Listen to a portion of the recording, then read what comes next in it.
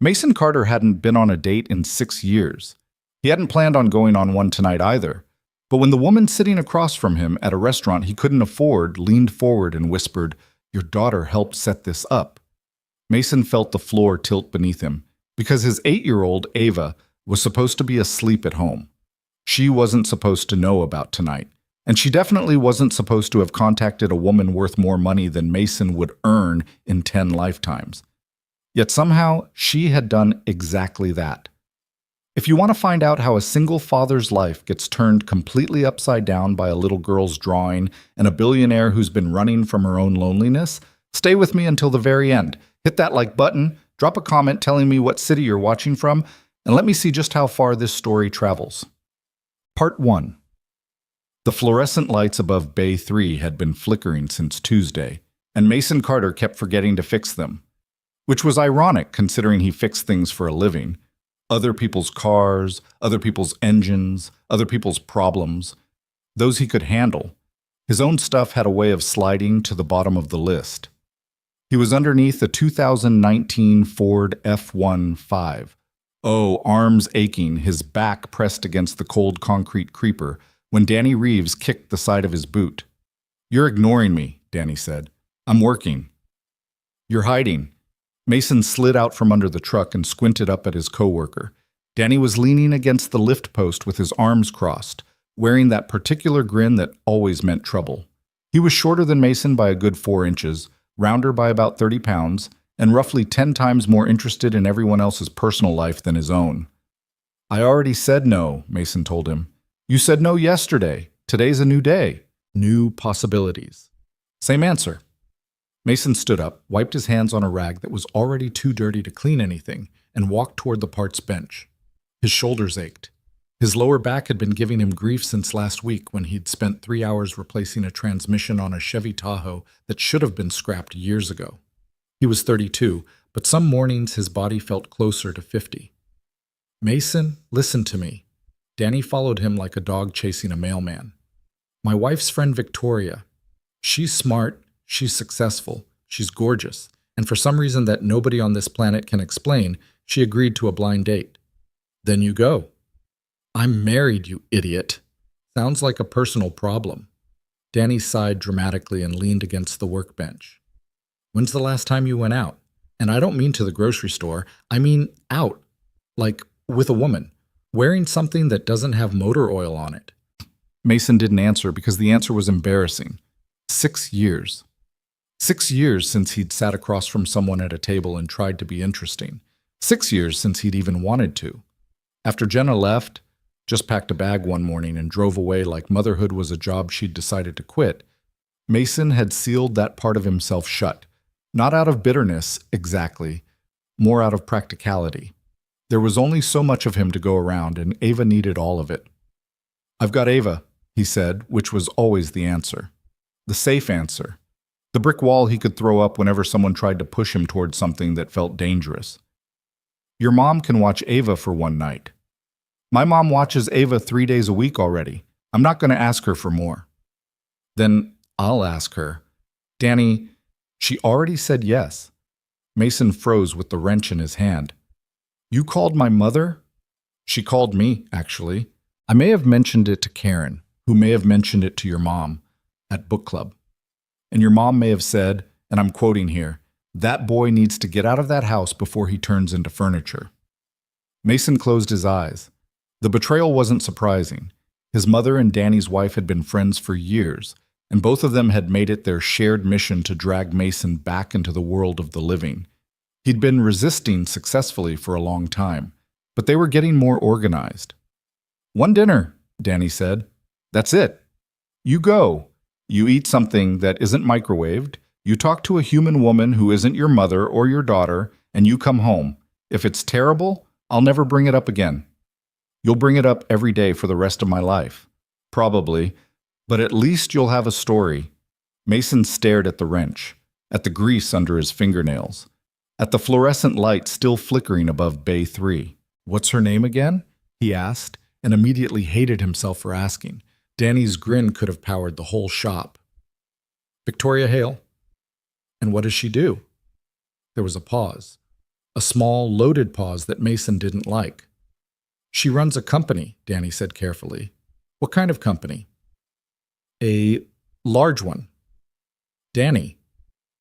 She's a CEO of a tech company, a big tech company, a very, very big. How big? Danny winced. $1 billion range.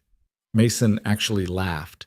It was the kind of laugh that comes out when something is so absurd that your brain can't process it as real. A billionaire CEO wants to go on a blind date with a mechanic who drives a truck with a cracked windshield. She doesn't know what you do. Great, so it'll be a surprise, a really fun surprise when she sees me show up smelling like transmission fluid. You're not going to smell like transmission fluid. You're going to shower. You're going to put on that blue button-down I know you own because I was with you when you bought it for Ava's school concert. And you're going to walk into Marchetti's on 4th Street at 7:30 on Friday night like you belong there. Marchetti's? That place has cloth napkins, Danny. Most restaurants have cloth napkins. Not the ones I go to. Danny put his hand on Mason's shoulder, and for a moment the joking fell away. Danny's face went serious, which was rare and therefore effective. I know you think you're fine, Danny said. I know you think this is enough. Work, Ava. Sleep, repeat. And maybe it is enough for now. But she's going to grow up, Mason. She's going to go to school dances and football games, and eventually she's going to leave. And you're going to be sitting in that house by yourself wondering where all the years went. Mason said nothing. One dinner, Danny repeated. That's all I'm asking. Friday came faster than Mason wanted it to. He stood in his bedroom, which was really just the back room of the small 2-bedroom house he rented on Chestnut Street, and stared at himself in the bathroom mirror. The blue button-down fit tighter than he remembered. He'd put on some weight in the shoulders from work, and the fabric pulled slightly across his chest. His hair was damp from the shower, pushed back the way he used to wear it years ago before he stopped caring. He'd shaved, nicking himself twice on the jaw because the razor was dull, and he'd forgotten to buy new blades. He looked like a man trying too hard, which was worse, he thought, than a man not trying at all. Daddy, he turned. Ava was standing in the doorway, still in her pajamas, even though it was barely 6:30. Her brown hair was tangled from rolling around on the couch, and she was holding her stuffed rabbit, Mr. Buttons, by one ear. Hey, Bug, why aren't you in bed? Grandma said you're going somewhere. Grandma talks too much. Ava tilted her head, studying him the way she studied everything, with an intensity that made him feel like he was being read by someone much older than 8. She had her mother's eyes, green and wide and constantly cataloging the world, but everything else was Mason, the stubborn jaw, the way she crossed her arms when she disagreed with something, the habit of going quiet when her feelings were too big for words. You look nice, she said, like it was a scientific observation. Thanks. Where are you going? He hesitated. He'd thought about lying, saying he was meeting Danny for a beer or going to pick up a part for a car at the shop, but Mason had made a rule years ago. He didn't lie to Ava.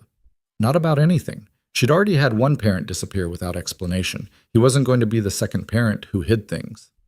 I'm going to dinner, he said, with a woman. Ava's eyebrows went up, not in a dramatic way, more like a slight adjustment, the way a scientist looks when an experiment yields unexpected data. Like a date? Kind of? What's her name? Victoria. Is she nice? I don't know yet. That's sort of the point of dinner. Ava considered this. She sat down on the edge of his bed, Mr. Buttons balanced on her knee, and watched him fumble with his collar in the mirror. Mason could feel her thinking. She was always thinking. Are you scared? She asked. The question hit him in a place he wasn't prepared for. He turned around and looked at her. She wasn't teasing. She wasn't being dramatic. She was asking because she genuinely wanted to know, and because she knew him well enough to see it. Yeah, he admitted. A little. Why? Because I don't know how to do this anymore. Because the last woman I cared about left us both without looking back. Because I'm afraid I'll embarrass myself. Because I'm afraid I won't. Because if this goes well, it means something might change. And I've spent 6 years making sure nothing changes, because change is the thing that breaks people. He didn't say any of that. Because it's been a long time, he said instead. This was a reasonable answer. Then she slid off the bed and walked out of the room without another word. Mason's mother arrived at 7. Patricia Carter was 61, sharp-tongued, and physically incapable of minding her own business. She walked in carrying a grocery bag full of snacks for Ava and a look on her face that suggested she'd been waiting for this night for years. "Don't say anything," Mason warned. "I wasn't going to." "Your mouth was already open." "I was breathing, Mason. People breathe." He grabbed his jacket off the hook by the door. The brown one, the only jacket he owned that didn't have a shop logo on the back, and checked his pockets for his wallet and keys. His mom was already settling onto the couch with Ava, pulling out coloring books and animal crackers. "Be home by 11, Patricia called after him. "I'm 32. "And I'm your mother. 11. He was halfway out the door when Ava appeared in the hallway. "Daddy, wait." He turned. She ran up to him, reached up on her tiptoes, and shoved something into the inside pocket of his jacket, a folded piece of paper. He could feel the waxy thickness of crayon through the fabric. "What's this?" "Don't open it," she said firmly. "Not yet." "When do I open it?" She thought about it. Her face scrunched up the way it did when she was choosing her words carefully, which was most of the time. "When the moment feels right," she said. He didn't know what that meant. He wasn't sure she did either. But she looked so serious standing there in her pajamas with her tangled hair and her rabbit dangling from one hand that he just nodded. "Okay, Bug, I won't open it until the moment feels right." She smiled, a small, private smile, and turned back toward the living room. Decake. Marchetti's was everything Mason had feared. The restaurant sat on a corner of 4th Street downtown, all exposed brick and warm lighting and candles on every table, the kind of place where people ordered wine by the glass and the waiters wore actual vests. Mason parked his truck 2 blocks away because he didn't want Victoria, or anyone, to see the cracked windshield and the duct tape holding the side mirror in place. He walked in at 7:28, hands in his pockets, and immediately felt like he'd wandered into someone else's life. The hostess smiled at him, and he gave Danny's name for the reservation, and she led him to a corner table with actual flowers on it, white ones, in a small glass vase. He sat down, picked up the menu, put it down, picked it up again. The prices didn't have dollar signs, which was either fancy or terrifying, and most of the dishes had words he didn't recognize. He could feel the folded paper in his jacket pocket, pressing against his chest like a heartbeat. 7:30 came, then 7:35. Mason started doing that thing he did when he was anxious, tapping his thumb against the edge of the table in a steady rhythm, like a metronome set to the speed of mild panic. She's not coming, he thought. And honestly, why would she? A CEO, a billionaire. She probably Googled him, found his Facebook page with the profile picture from 3 years ago, saw the truck, saw the house, saw the whole life, and thought, absolutely not. He was reaching for his phone to text Danny something unpleasant when the front door opened. The woman who walked in was not what he expected. He'd expected polish. He'd expected shine. Some kind of corporate armor. The heels, the perfect hair, the smile that looked designed in a marketing meeting. And parts of that were there. She wore a dark coat over a simple black dress. Her hair was dark, pulled back, a few strands loose around her face. She moved with the kind of posture that came from years of walking into rooms where everyone was watching. But what he noticed first, before the coat, before the dress, before the way the hostess practically snapped to attention, was her eyes. They were scanning the room the way his did, quickly, nervously, looking for the exits and the dangers and the safest place to sit. He recognized that look because he wore it every single day. It was the look of someone who was always bracing for impact. She saw him. Their eyes met across the restaurant, and for one very brief, very honest second, they were just two people who didn't want to be there. Then she walked over. "Mason?" "Yeah." He stood up too fast, knocked his knee against the table. The water glasses wobbled, smooth, very smooth. "I mean, yes. Hi, Mason Carter." She extended her hand. Her grip was firm, her fingers cold. "Victoria Hale." They sat. The silence that followed was thick and awkward, and exactly what Mason had expected. He picked up the menu again. She picked up hers. He stared at words he couldn't pronounce. She stared at hers like she was reading a quarterly report. "So," he said. "So," she said. More silence. "I should tell you," Mason started, because he decided on the drive over that honesty was the only strategy he had. "I'm not great at this. I haven't been on a date in 6 years. I don't know what half the things on this menu are. And I'm pretty sure my jacket has a crayon stain on the sleeve from this morning." He watched her face, waiting for the polite smile, the graceful exit, the "excuse me, I need to use the restroom" that turned into a disappearing act. Instead, something shifted in her expression. Something small. The corporate mask slipped half an inch, and underneath it was something that looked almost like relief. "I haven't been on a date in 4 years," she said.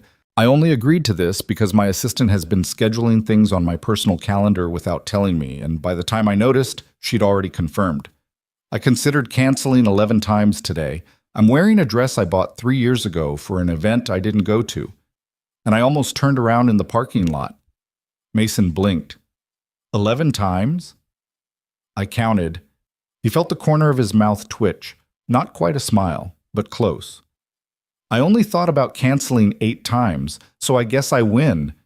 "That's not how winning works. I'm a single dad. I take victories where I can get them." That got her. A real reaction. Not a laugh exactly, but a softening. A crack in the wall she'd walked in with. She set her menu down and looked at him directly for the first time, and Mason felt something in his chest that he hadn't felt in a very long time. Not attraction, not yet. Something simpler, something more dangerous. Recognition. The waiter came. Mason ordered the steak because it was the only thing he was sure he could pronounce. Victoria ordered pasta and a glass of red wine. Mason asked for a beer, then changed his mind and asked for water, then changed his mind again and said beer was fine, and Victoria watched the whole performance with an expression that was either amusement or pity. He couldn't tell. "Tell me about your daughter," she said, once the waiter left. "Ava." Just saying her name changed his posture. His shoulders dropped. His hands stopped fidgeting. She was the one subject he never fumbled. "She's 8. She's smarter than me, which isn't a high bar, but she's smarter than most adults too. She reads constantly. She draws everything. She asked me last week what the word existential meant, and I had to look it up before I could explain it." "What did you tell her?" "I told her it's when you think so hard about life that you forget to live it. She said that sounded like me." Victoria's eyebrows rose slightly. "Smart kid." "Too smart. She's going to be running things someday. I just hope I can keep up long enough to watch." The food arrived. Mason's steak was good. Better than good, actually, but he wasn't about to admit that Danny had been right about the restaurant. Victoria ate slowly, precisely, cutting her pasta into measured portions. Everything about her was controlled. The way she held her fork, the way she sipped her wine, the way she answered questions, carefully, like each word was being weighed before it was released. "Your turn," Mason said. "Tell me something about you that isn't on a company website." She paused mid-sip, set her glass down. "That's a surprisingly specific request. I figure you've done 100 interviews where people ask you about quarterly earnings and market strategy. I don't know what any of that means, so tell me something real." The word real landed harder than he intended. He saw it hit her, saw her eyes flicker, saw the mask threaten to slide back into place. But it didn't. Not completely. "I collect old maps," she said quietly. "Antique ones. From the 1800s mostly. I have a whole wall of them in my apartment." "Why maps?" "Because they show you what people thought the world looked like before they knew the truth. All these blank spaces labeled unknown territory. I find that comforting." "Why comforting?" She looked at him for a long moment. "Because it means not knowing where you're going used to be normal. Everyone acts like you're supposed to have your whole life figured out by 30, but 200 years ago, half the map was just empty, and people still kept moving." Mason hadn't expected that. He'd expected her to say something about investment returns or corporate leadership, or the kind of motivational nonsense people printed on office posters. Instead, she'd said something honest, and the honesty of it sat between them like a third person at the table. "I restore old motorcycles," he offered. "In my garage, not for money. just because I like taking broken things and making them run again. Is that a metaphor? No, it's a hobby, but if you want to read into it, you're welcome to. She almost smiled. Almost. How long have you been raising Ava alone? And there it was. The question everyone eventually asked. The question that came with assumptions attached, about failure, about being left, about not being enough. Mason set his fork down and decided to answer it the way he answered everything with Ava. Straight. Since she was 2, her mom left. Not dramatically, no fight, no note, no big blow-up. She just woke up one morning and said she wasn't built for this, packed a bag, drove away. I haven't heard from her since. Victoria was quiet for a moment. I'm sorry. Don't be. I was angry for a long time, confused for longer. But Ava's okay. She's better than okay. She's the best thing I've ever done, and I didn't even do it right. I just showed up every day and tried not to screw it up too badly. That's more than a lot of people manage. Yeah, well, he took a drink of his beer. The bar is pretty low. The restaurant was starting to thin out, couples leaving, tables being cleared, the noise settling into something quieter and more intimate. Mason noticed they'd been talking for over an hour without either of them checking their phone. That felt significant, though he wasn't sure why. Can I ask you something? He said. You've been asking me things all night. One more. Why did you agree to this? A blind date. You could go out with anyone, CEOs, tech guys. Those people on the covers of magazines. Why a setup from someone's wife's friend's coworker? Victoria turned her wine glass slowly between her fingers. The candle on the table caught the edge of the glass and threw a small line of light across her face. Because nobody sets me up, she said. Nobody in my world does that. They pitch things to me. They network with me. They want access. Nobody just says, hey, I know a nice guy, you should meet him. That hasn't happened since I was in college. And when Karen called my assistant and described you, a single dad, a mechanic, a man who reads bedtime stories to his daughter every night, I thought, I don't know. I thought maybe that kind of person wouldn't want anything from me, and I was tired of people wanting things from me. The weight of that sentence settled over the table. I don't want anything from you, Egg, Mason said simply. I'm not even sure I should be here. That makes 2 of us. So what are we doing? Victoria looked at him, really looked at him, in a way that felt like she was deciding something important. I think, she said slowly, we're just being honest with each other, which is terrifying. Yeah, Mason agreed. It really is. I'll tell. The check came. Mason reached for it out of reflex, the same way he reached for everything, instinctively, without thinking, because taking care of things was all he knew how to do. But the number at the bottom made his stomach drop. $214 for 2 meals and 3 drinks. He didn't flinch. He'd learned a long time ago not to flinch at things he couldn't control. He pulled out his card, the one with the low limit that he used for emergencies, and set it on the tray before Victoria could say anything. But she saw it. Of course she did. She saw everything. Mason, it's fine. It's fine, he repeated, and there was something in his voice that made her stop. Not anger, something closer to pride, the fragile, bruised kind that working people carry like a shield. She didn't push it, which told him more about her than the whole dinner had. They walked out together into the cold. The sidewalk was damp from an earlier rain, and the streetlights threw long reflections across the pavement. Their breath made small clouds in the air. Mason shoved his hands in his pockets and felt the folded paper again. Ava's drawing. He'd almost forgotten. I had a good time, Victoria said. She was standing a few feet away, her coat pulled tight, her car somewhere behind her in the lot. She said it the way people say things when they're surprised by the truth of them. Me too, Mason said, and meant it, which scared him. They stood there for a moment, 2 people who didn't know how to end something that neither of them had expected to start. The silence wasn't awkward this time. It was full, heavy with things unsaid and possibilities neither of them was ready to name. I should go, he said. My mom'll worry. Right, and I have a 6 a.m. call with investors in Tokyo. Sounds fun. It's not. He almost laughed. Good night, Victoria. Good night, Mason. He turned and walked toward his truck. 1 step, 2, 3. The cold air bit at his face, and the night pressed down around him, and with every step, the restaurant got farther away and his regular life got closer. The house on Chestnut Street. The flickering light above Bay 3. The routine that kept him safe and sane and completely, utterly alone. His hand brushed the paper in his pocket. He stopped. Don't open it unless the moment feels right. He pulled it out. Unfolded it carefully, because Ava's drawings deserved care, even the quick ones. Even the ones she'd scribbled at the kitchen table while eating cereal. 2 stick figures, one tall, one slightly shorter, holding hands. Crude, crooked, drawn with the earnest imprecision of a child who hadn't yet learned that lines were supposed to be straight.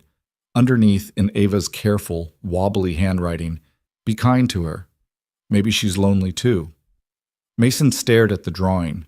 The streetlight above him buzzed faintly, and the cold turned his breath into mist, and for a moment the whole city went quiet. She's lonely too. His 8-year-old daughter, who couldn't spell restaurant and still slept with a stuffed rabbit, had seen something in a stranger she'd never met that Mason had spent the entire evening pretending not to notice. Victoria Hale, with her billion-dollar company and her antique maps and her carefully constructed walls, she was lonely. And not the kind of lonely that goes away at parties or in boardrooms, or when your name is on the side of a building, the kind that lives in the silence after everyone leaves, the kind Mason knew like a second skin. He folded the drawing and put it back in his pocket. Then he turned around. Victoria was still there. She hadn't moved. She was standing on the sidewalk with her phone in her hand, staring at the screen without really seeing it, delaying. The way people delay when they don't actually want to leave. Victoria. She looked up. He walked back toward her. Not fast, not slow, just steady, the way you walk toward something when you've finally decided to stop running.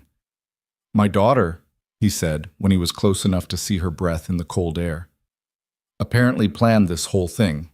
Victoria's eyebrows furrowed. What do you mean? He held out the drawing. She took it carefully, the way you hold something fragile, and tilted it toward the streetlight. He watched her read the words. He watched her face change. Not dramatically. Victoria Hale didn't do dramatic. But the mask came off, all the way off. And underneath it was something raw and unguarded, and so achingly human that Mason had to look away for a second. She doesn't even know me, Victoria whispered. She doesn't have to. She's 8. 8-year-olds see things we can't anymore.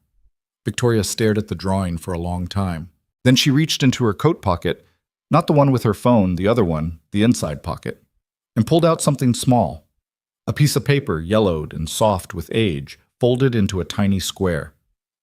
What's that? Mason asked. She unfolded it slowly. Another drawing. This one was older, more faded, drawn with colored pencils instead of crayons. It showed 2 girls standing under a big yellow sun. One was taller, one was shorter. They were holding hands. Beneath them, in a child's handwriting, even more uneven than Ava's, were the words, "You're not invisible. I see you." My little sister made this for me, Victoria said. Her voice was steady, but her hand wasn't. I was 12. She was 7. I'd come home from school crying because nobody talked to me. We just moved. My father got transferred, new city, new school, and I spent every lunch period sitting alone in the library pretending I was choosing to be there. She paused. My parents didn't notice. They were busy. They were always busy. Building things. The company, the reputation, the image. My father used to say feelings were a luxury that productive people couldn't afford, so I stopped talking about them. But Lily noticed. She drew this and slid it under my bedroom door. Mason looked at the drawing, at the 2 girls holding hands under their yellow sun. Do you still talk to her, Lily? Every Sunday. She's the only person in my family I talk to. She sounds like Ava.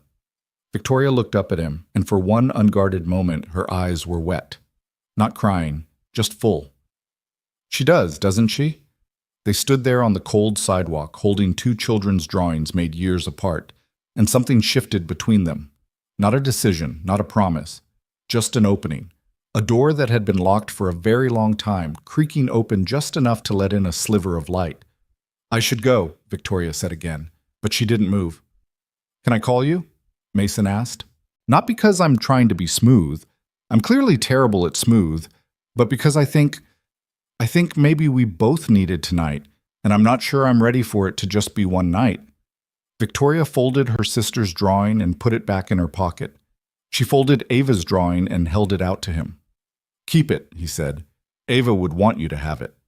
Something crossed her face that he couldn't name. Surprise, maybe. Or something deeper. People gave Victoria Hale things all the time. Contracts, proposals, business cards, pitch decks. But nobody gave her crayon drawings made by 8-year-olds who thought she might be lonely. Yes, she said. Yes, I can call you? Yes, you can call me. He nodded. She nodded. Neither of them moved for another 3 seconds that felt like 30. Then Victoria turned toward the parking lot and Mason turned toward his truck, and they walked in opposite directions through the cold. The house was quiet when he got home. His mother was asleep on the couch with a book open on her chest. He covered her with the blanket from the back of the chair and stood there for a moment, listening. Ava's bedroom door was cracked open. He could see the glow of her nightlight, the one shaped like a moon that she'd picked out at Target 2 years ago. He pushed the door open gently and stepped inside. She was asleep. Mr. Buttons was tucked under her arm. Her hair was spread across the pillow like she'd been tossing around before finally surrendering to sleep. On her nightstand, next to a glass of water and a stack of library books, was an open sketchbook. She'd been drawing before bed. The page showed a house with smoke coming from the chimney and 3 figures standing in front of it. Not 2, 3. Mason sat down on the floor beside her bed. He pulled his knees up and leaned his head back against the wall and looked at the ceiling. The moon nightlight cast soft blue shadows across the room. He thought about Victoria's eyes when she'd read Ava's words, the way her hand had trembled holding that old drawing from her sister, the way she'd said, "You can call me," like she was giving him something expensive and hoping he wouldn't break it. He thought about Danny, who would want a full report tomorrow and would absolutely never let this go. He thought about the $214 dinner he couldn't afford and didn't regret. Mostly he thought about the fact that his 8-year-old daughter had somehow understood, with the terrifying clarity that only children possess, that the woman sitting across from her father tonight carried the same emptiness he did. That loneliness recognizes loneliness, even across tax brackets, even across worlds that should never have overlapped. He reached over and gently fixed Ava's blanket where it had slipped off her shoulder. She stirred slightly, murmured something he couldn't hear, and settled back into sleep. "You did good, Bug," he whispered. He sat there for a long time, longer than he should have, listening to his daughter breathe, feeling the weight of something he hadn't felt in years. Not hope, exactly. Hope was too clean a word for it. This was messier than hope, rougher around the edges. It was the feeling you get when you've been holding your breath for so long that you've forgotten you're doing it, and then something cracks, and air rushes in, and it hurts. It actually hurts, that first real breath, because your lungs have to remember how to expand. Mason sat on the floor of his daughter's room and let it hurt. Then he got up quietly and walked to the kitchen. He poured himself a glass of water, leaned against the counter, took out his phone.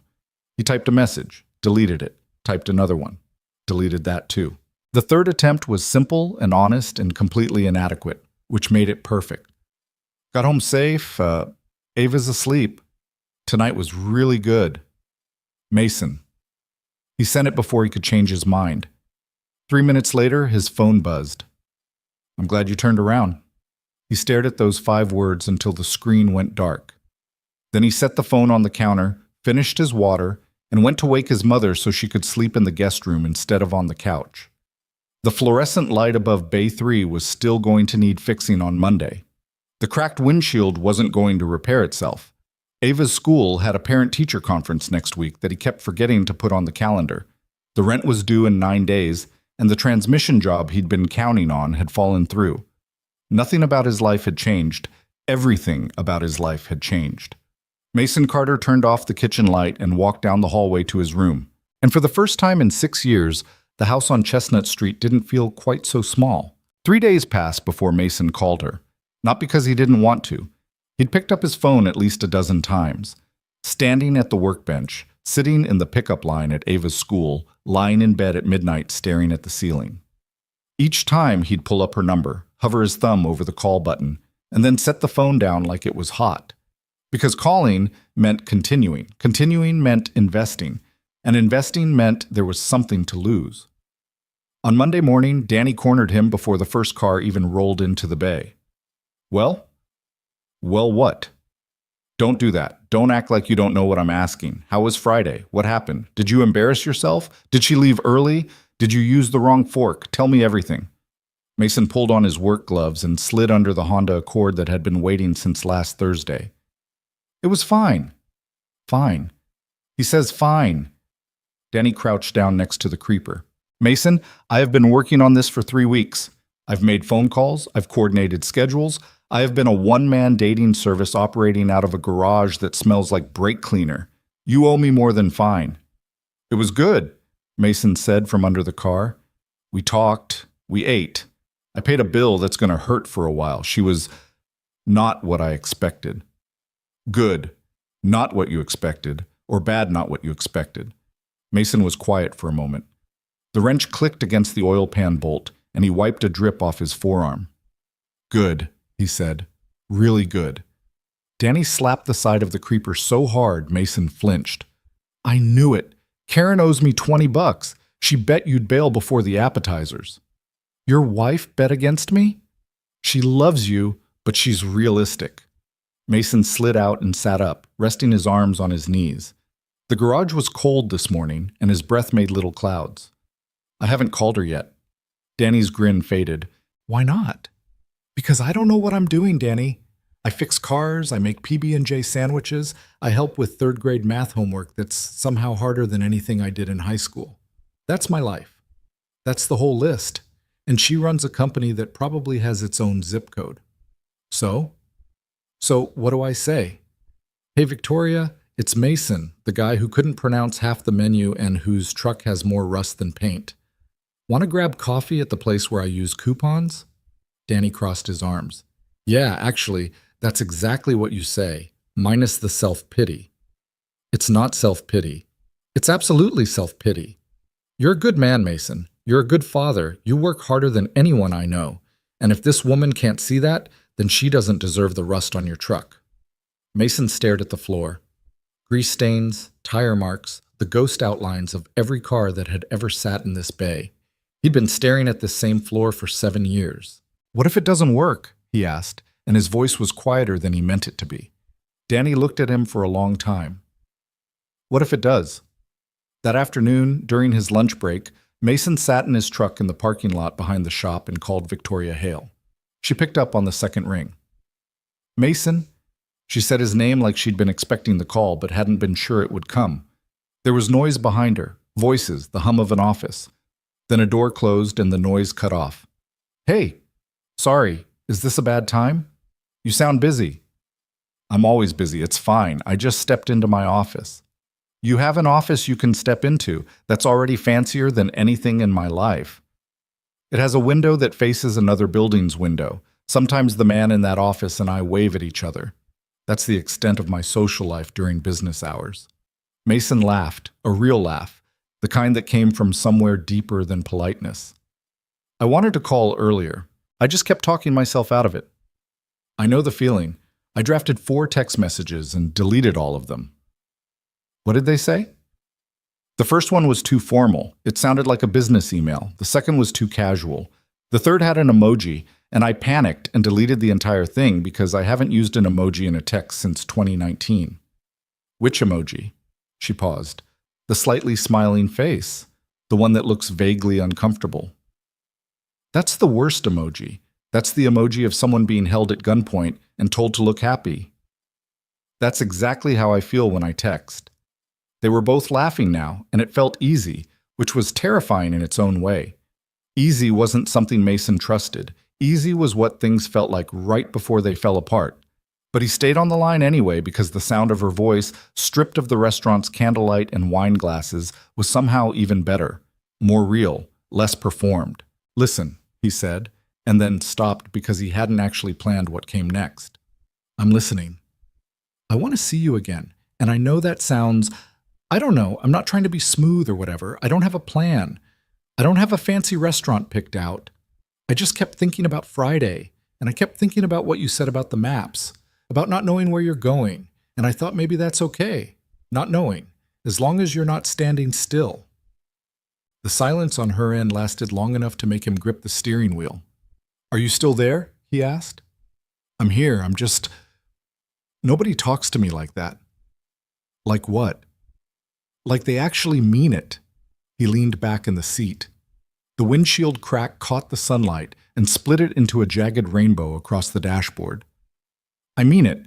I'm not sure what I mean exactly, but whatever it is, I mean it." Another pause. Then, "What are you doing Saturday?" His heart did something stupid. "Nothing. I mean, Ava has a soccer game at 10, but after that, nothing. I could meet you for coffee, somewhere without cloth napkins. I know a diner on Birch Street. They put the prices on the menu with dollar signs, like civilized people." "That sounds perfect." He hung up and sat in his truck for a full 2 minutes, staring at his phone like it might explode. Then he went back to work, and for the rest of the afternoon, he couldn't stop tapping his thumb against every surface he touched. Saturday morning was chaos. It was always chaos. Ava couldn't find her shin guards. One of her cleats was under the couch, the other was somehow in the bathroom. Her jersey had a grape juice stain from last week that Mason had forgotten to wash out, so she wore it inside out and told him it was a fashion choice. The soccer game was at Riverside Park, which was 10 minutes away but always took 20 because Mason could never remember which entrance led to the right field. Ava played midfield, which mostly meant she ran back and forth looking determined while the ball went in the opposite direction. She wasn't the best player on the team. She wasn't the worst. She was somewhere in the middle, which was fine with Mason because she loved it, and he'd drive her to 100 games in 100 parks as long as she kept loving it. He stood on the sideline with the other parents, hands wrapped around a thermos of coffee that had gone lukewarm. The other parents talked to each other in that easy, familiar way that Mason had never quite figured out. He knew their names. He waved. He made small talk about the weather and the referee's questionable calls. But he never quite fit in. The married couples had their own rhythm. The other single parents had their own support groups. Mason existed in the gaps between, present but separate, like a character standing at the edge of the frame. After the game, a 3-2 loss that Ava took with remarkable calm, he drove her home and called his mother. "I need a favor." "You need me to watch Ava." "How did you—" "Because you only call and say I need a favor when you need me to watch Ava. Is this about the woman?" "Her name is Victoria." "Is this about Victoria?" "We're getting coffee." "Coffee. That's good. Coffee is casual. Coffee says, I'm interested but not desperate." "When?" "In 2 hours." "I'll be there in 30 minutes. Wear the blue shirt again. It makes your eyes look less tired." "Thanks, Mom. Really boosting my confidence here." He showered and stood in front of his closet, which contained approximately 9 items, 3 of which were work shirts with the shop logo. He put on the blue button down again because it was the only decent thing he owned, rolled the sleeves up to his forearms because the cuffs were slightly frayed and this hit it, and spent 4 minutes trying to decide if jeans were too casual before remembering that he didn't own anything else. Ava appeared in the doorway again. This was becoming a pattern. "Is this the same lady?" she asked. "Same lady." "Victoria." "That's her." Ava studied him. She was still in her soccer jersey, inside out, with grass stains on her knees and her hair escaping from its ponytail. "Do you like her?" The question was direct in the way only children's questions are. No subtext, no hedging, just the raw, unvarnished inquiry of a person who hadn't yet learned to be afraid of answers. "I think so," Mason said. "I'm still figuring it out." "That's okay. Sometimes you have to look at a drawing for a long time before you know if it's good." He smiled. "When did you get so wise?" "I've always been wise. You just don't listen." He kissed the top of her head, grabbed his jacket, and walked out the door before she could see the way her words had landed on him. The diner on Birch Street was called Margie's, and it had been there since before Mason was born. Cracked vinyl booths, coffee that was decent but never great, a jukebox in the corner that hadn't worked in 5 years but nobody bothered to remove because it looked right where it was. Mason had been coming here since high school, and the waitress Linda knew his order without asking. Victoria walked in at exactly 1 p.m. She was wearing jeans. He almost didn't recognize her. In the restaurant on Friday, she'd been polished, controlled, armored. Today she was wearing jeans and a gray sweater and boots that looked like they might have actually touched dirt at some point. Her hair was down, loose around her shoulders. She looked like a different person. Or maybe, he thought, she looked like the same person without the costume. She spotted him in the back booth and slid in across from him, looked around, took in the cracked vinyl, the laminated menus, the napkin dispenser with the chrome peeling off. "This is great," she said, and he could tell she meant it. "Don't get too excited. The coffee's average at best." "I drink average coffee every day. My assistant buys me expensive coffee, and I pour it out when she's not looking because it tastes like burnt wood." Linda came over. Victoria ordered black coffee. Mason ordered the same, plus a piece of pie because he'd skipped lunch and his stomach was making noises that were going to be embarrassing if he didn't address them. "Apple or cherry?" Linda asked. "Apple." "Heated?" "Always." "Whipped cream?" "Linda, have I ever said no to whipped cream?" Linda looked at Victoria. "He has never said no to whipped cream, not once in 12 years. Victoria's mouth twitched. "Consistent." "Stubborn," Linda corrected, and walked away. The coffee came in thick ceramic mugs. Victoria wrapped her hands around hers and looked at Mason across the table. The diner light was harsh and unflattering, nothing like the candles at Marchetti's. It showed the lines around his eyes, the scar on his chin from a wrench that slipped 3 years ago, the rough patches on his knuckles that never fully healed no matter how much lotion his mother left on his bathroom counter. "Tell me about your week," she said. So he did. He told her about the transmission job that fell through and the new one that replaced it, about Danny's constant commentary, about Ava's science project on the water cycle that had involved 2 pots, a bag of ice, and a near disaster with boiling water that ended with both of them laughing on the kitchen floor. He told her about the fluorescent light in Bay 3 that he'd finally fixed, and about the motorcycle he was restoring in the garage, a 1972 Honda CB35. Oh, that he'd bought for $200 from an estate sale and had been slowly bringing back to life for the past 8 months. Victoria listened. Not the way people usually listen to him, politely, patiently, waiting for their turn to say something more interesting. She listened the way she probably listened in board meetings, with her full attention, her eyes tracking his words like she was filing them somewhere important. "Your turn," he said, when his pie was half gone and the coffee was on its second refill. Victoria stared into her mug.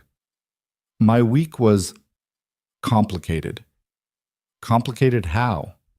She took a breath, not a dramatic one, the kind of breath you take when you're deciding how much truth to let out. "I fired someone on Tuesday, a VP who'd been with the company for 4 years. He was leaking information to a competitor. I had the evidence, and it was clear, and it was the right decision, and I made it in 11 minutes. And then I went to my office and sat there for an hour feeling like I was going to throw up." "Because you felt bad?" "Because I didn't feel anything. That's what scared me. I made a decision that ended someone's career, and my first thought wasn't about him or his family or what he'd done. My first thought was, what does this do to our Q3 numbers? And I sat there in my office thinking, when did I become this? When did I start measuring everything in output and impact and never in human cost?" Mason set his fork down. He watched the way her jaw tightened, the way her fingers pressed into the mug. She wasn't looking for sympathy. She was looking for something harder to give, someone who would hear it without flinching. "You're not a bad person for being good at your job," he said. "Maybe not, but I might be a person who's forgotten how to be anything else. You're here, in a diner with sticky tables, drinking average coffee with a mechanic. That doesn't sound like someone who's forgotten." She looked up at him. There was something fragile in her expression, something that didn't match the CEO, the boardroom, the billion-dollar company. It matched the 12-year-old girl sitting alone in a school library pretending she wanted to be there. "My father called me this morning," she said. Mason waited. "We talk maybe twice a year, birthdays and holidays, very structured, very polite, very empty. He asked me how the company was doing, not how I was doing, the company. Like I'm just the person operating it, not a person who exists outside of it." "What did you tell him?" "I gave him the numbers. Revenue up 12%. New product launch on track. Head count at 437. He said good work and hung up. The whole call lasted 6 minutes. 6 minutes. I timed it. I always time them. I don't know why. Maybe because if I don't measure it, I'll convince myself it was longer, that it meant more than it did. Mason pushed the rest of his pie toward her. She looked at it. Eat the pie, he said. I didn't order pie. Eat the pie, Victoria. She picked up his fork and took a bite. Then another. Then she looked at him with something close to bewilderment. This is really good pie. Margie's has good pie. The coffee's average, but the pie is excellent. There's a lesson in there somewhere. What's the lesson? That nothing's all bad, not even a diner with sticky tables. She ate the rest of the pie and he ordered 2 more coffees, and they talked until Linda started giving them pointed looks, because the lunch crowd was arriving and they were taking up a foretop. Outside, the afternoon sun was weak and pale, filtering through clouds that couldn't decide whether to rain. They stood on the sidewalk in front of Margie's, and it felt different from Friday night, less charged, more real, like they'd crossed some invisible threshold between first date and whatever comes next. I want to tell you something, Victoria said, and I need you to hear it without trying to fix it. Okay. I don't know how to do this. She gestured between them. This, whatever this is. I know how to negotiate a merger. I know how to read a balance sheet. I know how to walk into a room of 50 investors and make them believe in something that doesn't exist yet. But I do not know how to stand on a sidewalk with a man who makes me feel...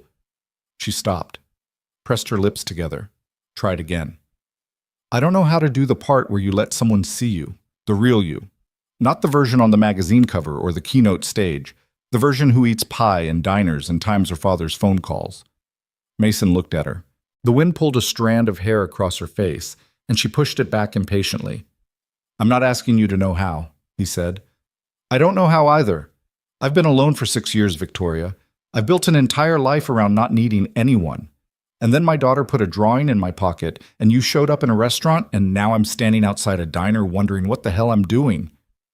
So what are we doing? He recognized the question. She'd asked it at Marchetti's. He'd asked it back. It was becoming their refrain, 2 people circling the same uncertainty, neither willing to name it. I think we're figuring it out, he said, slowly, badly, with a lot of awkward silences and too much coffee. That sounds inefficient? Probably, but efficient is your thing. This is mine. What's yours? Showing up, even when I don't know what I'm doing, even when the smart move is to walk away. She stared at him for a long moment. Then she did something he didn't expect. She stepped forward and put her arms around him. Not a romantic embrace, not a dramatic gesture, just a hug. The kind of hug that says, I am tired of holding everything up by myself, and for 5 seconds, I'd like to stop. He felt her exhale against his shoulder, felt the tension in her back release by half an inch, and he put his arms around her and held on. It lasted maybe 10 seconds. Then she pulled back, straightened her sweater, and looked at him with an expression that was equal parts embarrassment and defiance. I don't do that, she said. Do what? Hug people. I don't hug people. Okay. That was an anomaly. Noted. Don't read into it. I'm absolutely reading into it. She almost smiled. Not quite, but almost. I have to go. I have a call at 3. On a Saturday? The markets in Singapore don't care about my weekends. He walked her to her car, a black sedan that was clean and understated and probably cost more than his house. She got in, started the engine, and then rolled down the window. Mason, yeah, the pie really was good. I know. She drove away and he stood in the parking lot of Margie's diner and watched until her car turned the corner and disappeared. Then he walked to his truck, sat behind the cracked windshield, and called Danny. She hugged me, he said. Who? Victoria? She hugged you? In front of the diner, voluntarily. Mason Carter, you absolute disaster of a human being. You've done it. Done what? Made a billionaire CEO hug you outside a place that serves $3 coffee. That's the most you think that has ever happened. Mason hung up on him, but he was smiling when he did it. At home, Ava was on the living room floor surrounded by drawings. Not her usual drawings, but these were more deliberate, more careful.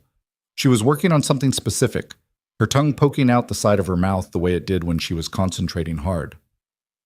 Hey, Bug, what are you making? Nothing. That's a lot of paper for nothing. She covered the drawing with her arm. It's a surprise. For who? For later. He knew better than to push. Ava's surprises operated on their own timeline, and pressing her only made them take longer. He went to the kitchen and started dinner. Spaghetti, because it was the one meal he could make without consulting a recipe or burning something. His mother was putting on her coat by the front door. She paused and looked at him with that expression she had, the one that was part curiosity, part concern, part the particular intensity of a woman who had raised a son alone after his father died, and therefore considered herself an expert on solitude. How was coffee? She asked. Good. Good like fine, or good like good? Good like I want to see her again. Patricia Carter nodded slowly. She buttoned her coat and picked up her purse. Be careful, Mason. Mom, I'm not saying don't do it. I'm saying be careful. You've been on your own a long time. And so has she, from what it sounds like. Two people who've been alone that long, they've got sharp edges. They're not aware of them because they've never had to be.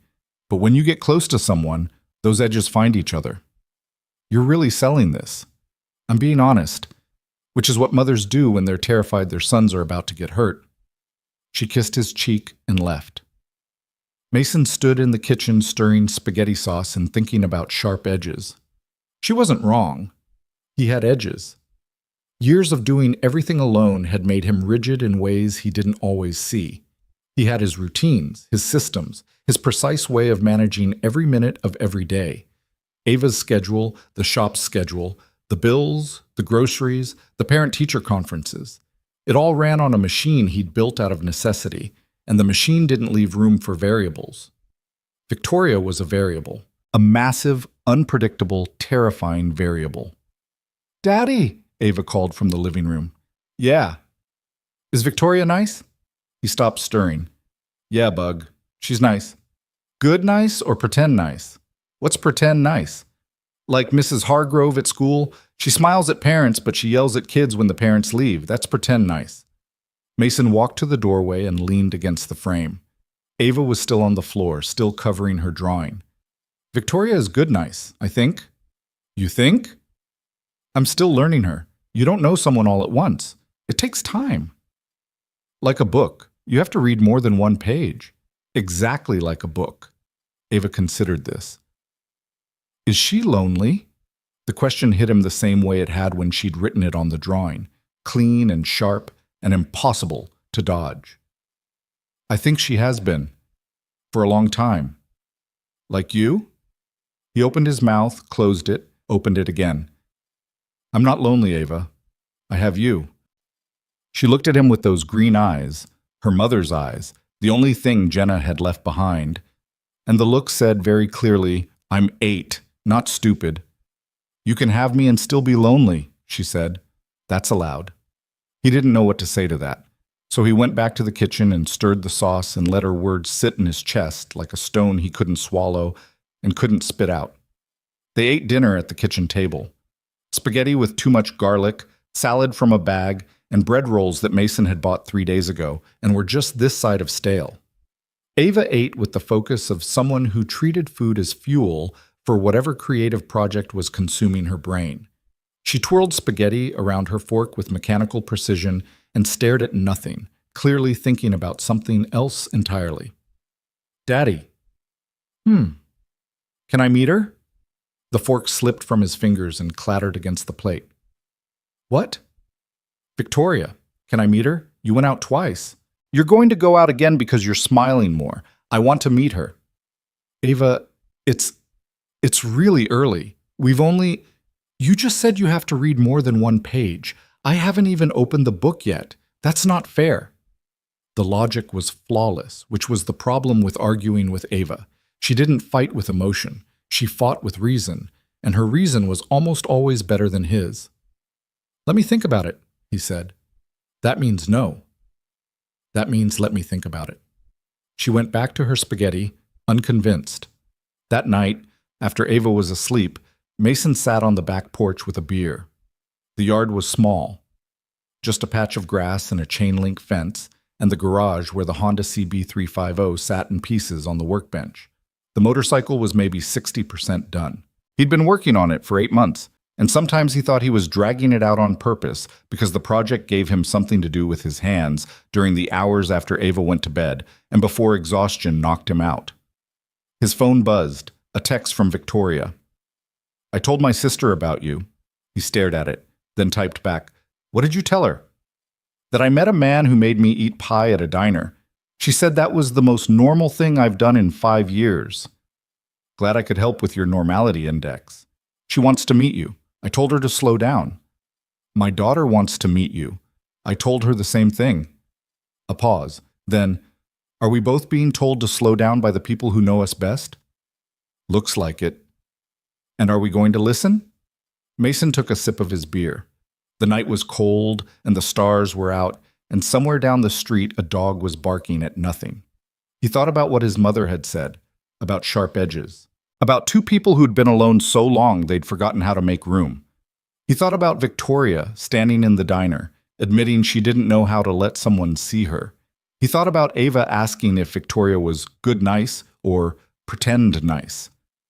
He thought about a 12-year-old girl sitting alone in a library and a 7-year-old sister who slid a drawing under her door. "Probably not," he typed back. 3 dots appeared, disappeared, appeared again. "Good," she wrote, "because I don't think I can." He set the phone down on the porch railing and finished his beer. The dog down the street stopped barking. The garage light was off, and the motorcycle sat in the dark, half-finished, waiting for hands that knew how to put broken things back together. Mason went inside, checked on Ava one more time. She was asleep with Mr. Buttons and 3 colored pencils still clutched in her fist, and went to bed. He lay in the dark and let himself think the thought he'd been avoiding all week. The dangerous thought. The one that had been building since Friday night at Marchetti's and had only gotten louder since the diner, since the hug, since the text messages that came at odd hours and always said more than their words contained. He was falling for her. Not smoothly, not gracefully, not the way it happened in movies where 2 people locked eyes across a room and everything clicked into place like a puzzle. This was messy, clumsy, full of wrong turns and awkward silences and the constant grinding fear that he was about to ruin the only good thing that had happened to him in 6 years. But it was happening, whether he was ready or not. And somewhere across the city, in an apartment with antique maps on the walls and a sister's drawing tucked in a coat pocket, Victoria Hale was lying awake too. He was sure of it. Not because of any romantic intuition, but because lonely people know the sound of each other's sleeplessness, even from miles away, even through walls and silence and all the careful distance they've built to keep the world from getting too close. Mason closed his eyes. The house on Chestnut Street was quiet. The fluorescent light above Bay 3 was fixed. The cracked windshield still needed replacing. And somewhere in his daughter's bedroom, buried under drawings and colored pencils and the soft weight of a sleeping child's imagination, was a picture of a house with 3 figures standing in front of it. Not 2. 3. 2 weeks. That's how long Mason held the line. 2 weeks of phone calls that started with, "I only have a minute," and ended an hour later. 2 weeks of text messages at odd hours. Victoria sending him photos of terrible corporate art in her office building. Who approved this? It looks like a sneeze. Mason sending her pictures of engine parts she couldn't identify. That's either a carburetor or a medieval torture device. 2 weeks of coffee at Margie's on Saturday afternoons, where Linda had started bringing 2 slices of apple pie without being asked and leaving the check face down like she was protecting a secret. 2 weeks of Ava asking every single night, "Can I meet her yet?" It was a Wednesday evening when Mason finally broke. He was sitting at the kitchen table helping Ava with a book report on Charlotte's Web while simultaneously trying to figure out how a 3rd grader was expected to analyze literary themes when most adults he knew couldn't do it. Ava was chewing on the end of her pencil, which he'd told her 1,000 times not to do, and staring at the blank notebook page like it owed her money. "Daddy?" Write the first sentence. Any sentence. Just start. "Daddy?" "What?" "When can I meet Victoria?" He put down his own pencil. She wasn't going to let this go. She'd been asking with increasing frequency and decreasing patience. and the look on her face had shifted from curious to determined to something that was starting to resemble hurt, as if his refusal to introduce them was a judgment on her, like he didn't trust her to handle it, or like she wasn't important enough to be included. "Why is this so important to you?" he asked. Ava set her pencil down carefully. She did this when she was about to say something she'd been thinking about for a while. It was her tell, the way she organized her thoughts before releasing them, like arranging dominoes in a line. "Because you're different," she said. "Different how?" "You hum now. When you're cooking, you never used to do that. And you check your phone and smile. And last week you fixed the shelf in the bathroom that's been broken for like a year. You're doing things again, like you woke up." Mason stared at his daughter, 8 years old, grass stains on her jeans from recess, a pencil with teeth marks. And she'd just described his emotional state with more precision than he could manage himself. "If she makes you hum," Ava said, "I want to know her." He didn't have an argument for that. He didn't even have a deflection. So he picked up his phone right there at the kitchen table with Ava watching and sent Victoria a message. "Ava wants to meet you. Are you ready for that?" The response came fast, faster than usual. "No, but I don't think readiness is the point anymore." "Saturday? There's a park by the lake. Ava likes it there." "Saturday works. Should I bring anything?" "Just yourself. And maybe lower your expectations. She's going to ask you a lot of questions." "I run a company with 400 employees. I can handle questions from an 8-year-old. "You say that now." He put the phone down and looked at Ava. "Saturday. Lakeview Park. After your soccer game." The smile that broke across her face was so wide and so sudden that it almost hurt to look at. She jumped off her chair, threw her arms around his neck, and squeezed with a force that seemed impossible for someone who weighed 53 pounds. "Thank you, thank you, thank you. Finish your book report first. Charlotte dies, and it's sad, but she lives on through her babies. Theme: love means doing things for people even when it costs you. Can I go pick out what I'm wearing on Saturday?" "It's Wednesday." "Planning takes time, Daddy." She was gone before he could respond, thundering down the hallway toward her bedroom with the energy of someone who'd just been given the best news of her life. Mason sat at the kitchen table, alone with 2 pencils and an unfinished book report, and tried to figure out how a moment could feel so right and so terrifying at the same time. He called Victoria that night after Ava was asleep. She picked up immediately, and he could hear the change in her voice, a tightness that hadn't been there before. She was nervous. Victoria Hale, who negotiated deals worth hundreds of millions and testified in front of Senate committees, was nervous about meeting an 8-year-old girl at a park. "What is she like?" Victoria asked. "I need data." "She's not a market segment, Victoria." "I know that. I'm asking because I don't want to show up and have nothing to talk about. What are her interests? What does she care about? What's the current landscape of her? I'm doing it again, aren't I?" "You're doing a competitor analysis on my daughter." "Old habits." Mason leaned back on the porch. The night was warmer than the last few weeks, early spring finally pushing through. "She draws, constantly. Everything goes into her sketchbook. She reads anything she can get her hands on. She likes soccer, but she's not great at it, and she doesn't care. She asks questions that make adults uncomfortable. She has a stuffed rabbit named Mr. Buttons that she pretends she doesn't still sleep with, but absolutely does." "What kind of questions?" "Big ones. Why do people leave? What's the point of working if you're tired all the time? Do fish know they're in water? That kind of thing." "Do fish know they're in water?" I told her probably not. She said that was sad. I thought about it for 3 days.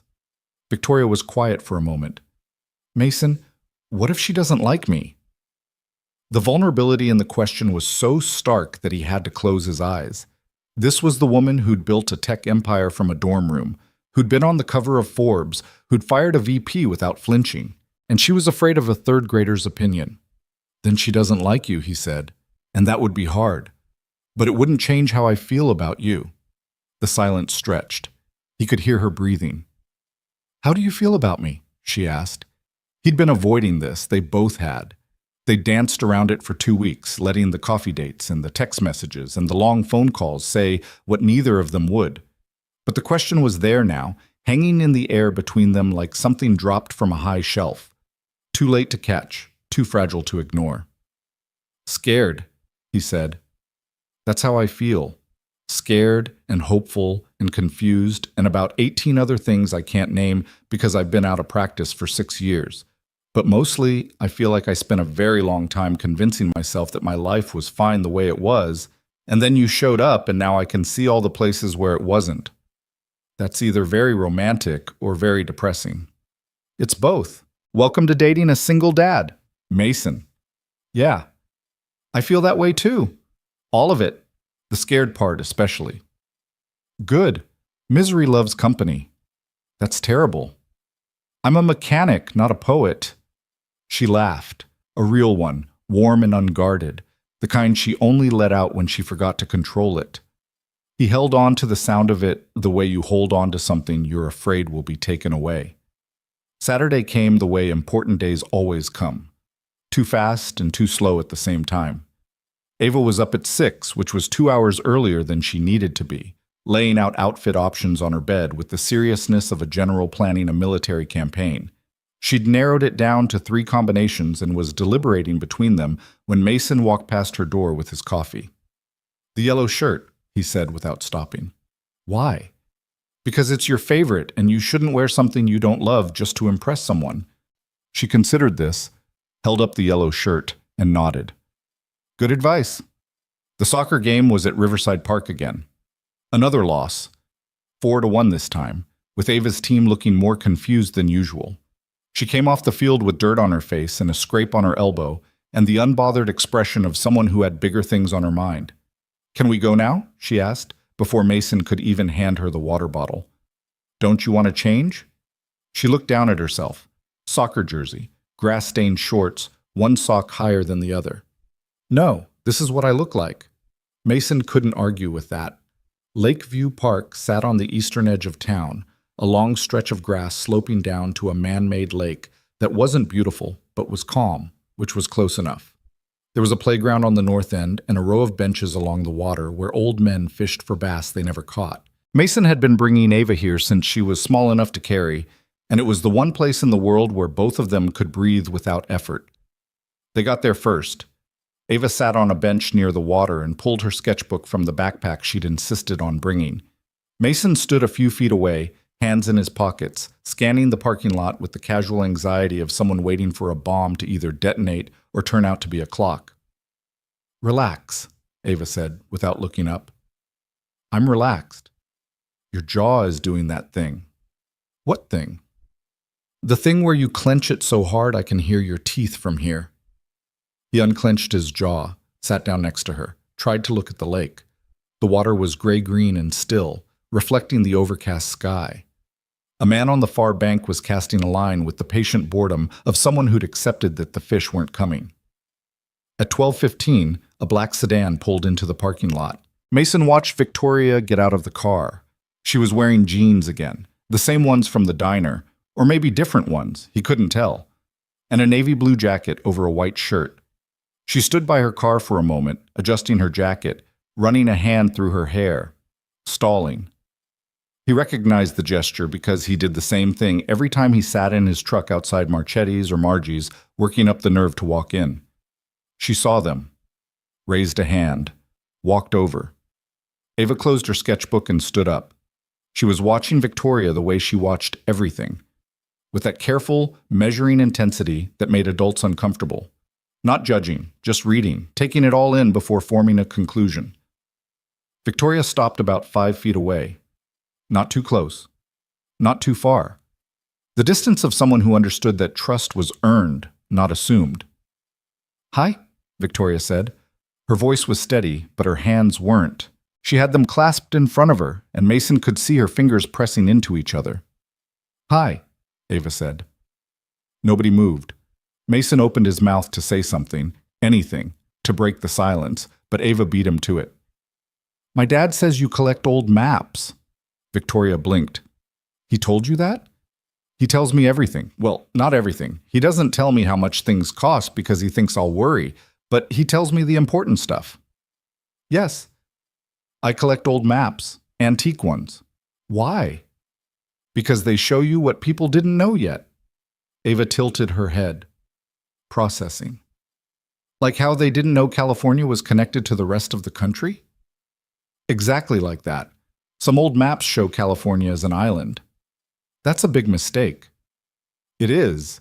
But they didn't know it was a mistake. They were working with incomplete information and doing their best. Ava looked at her for a long moment. Then she sat back down on the bench and opened her sketchbook to a fresh page.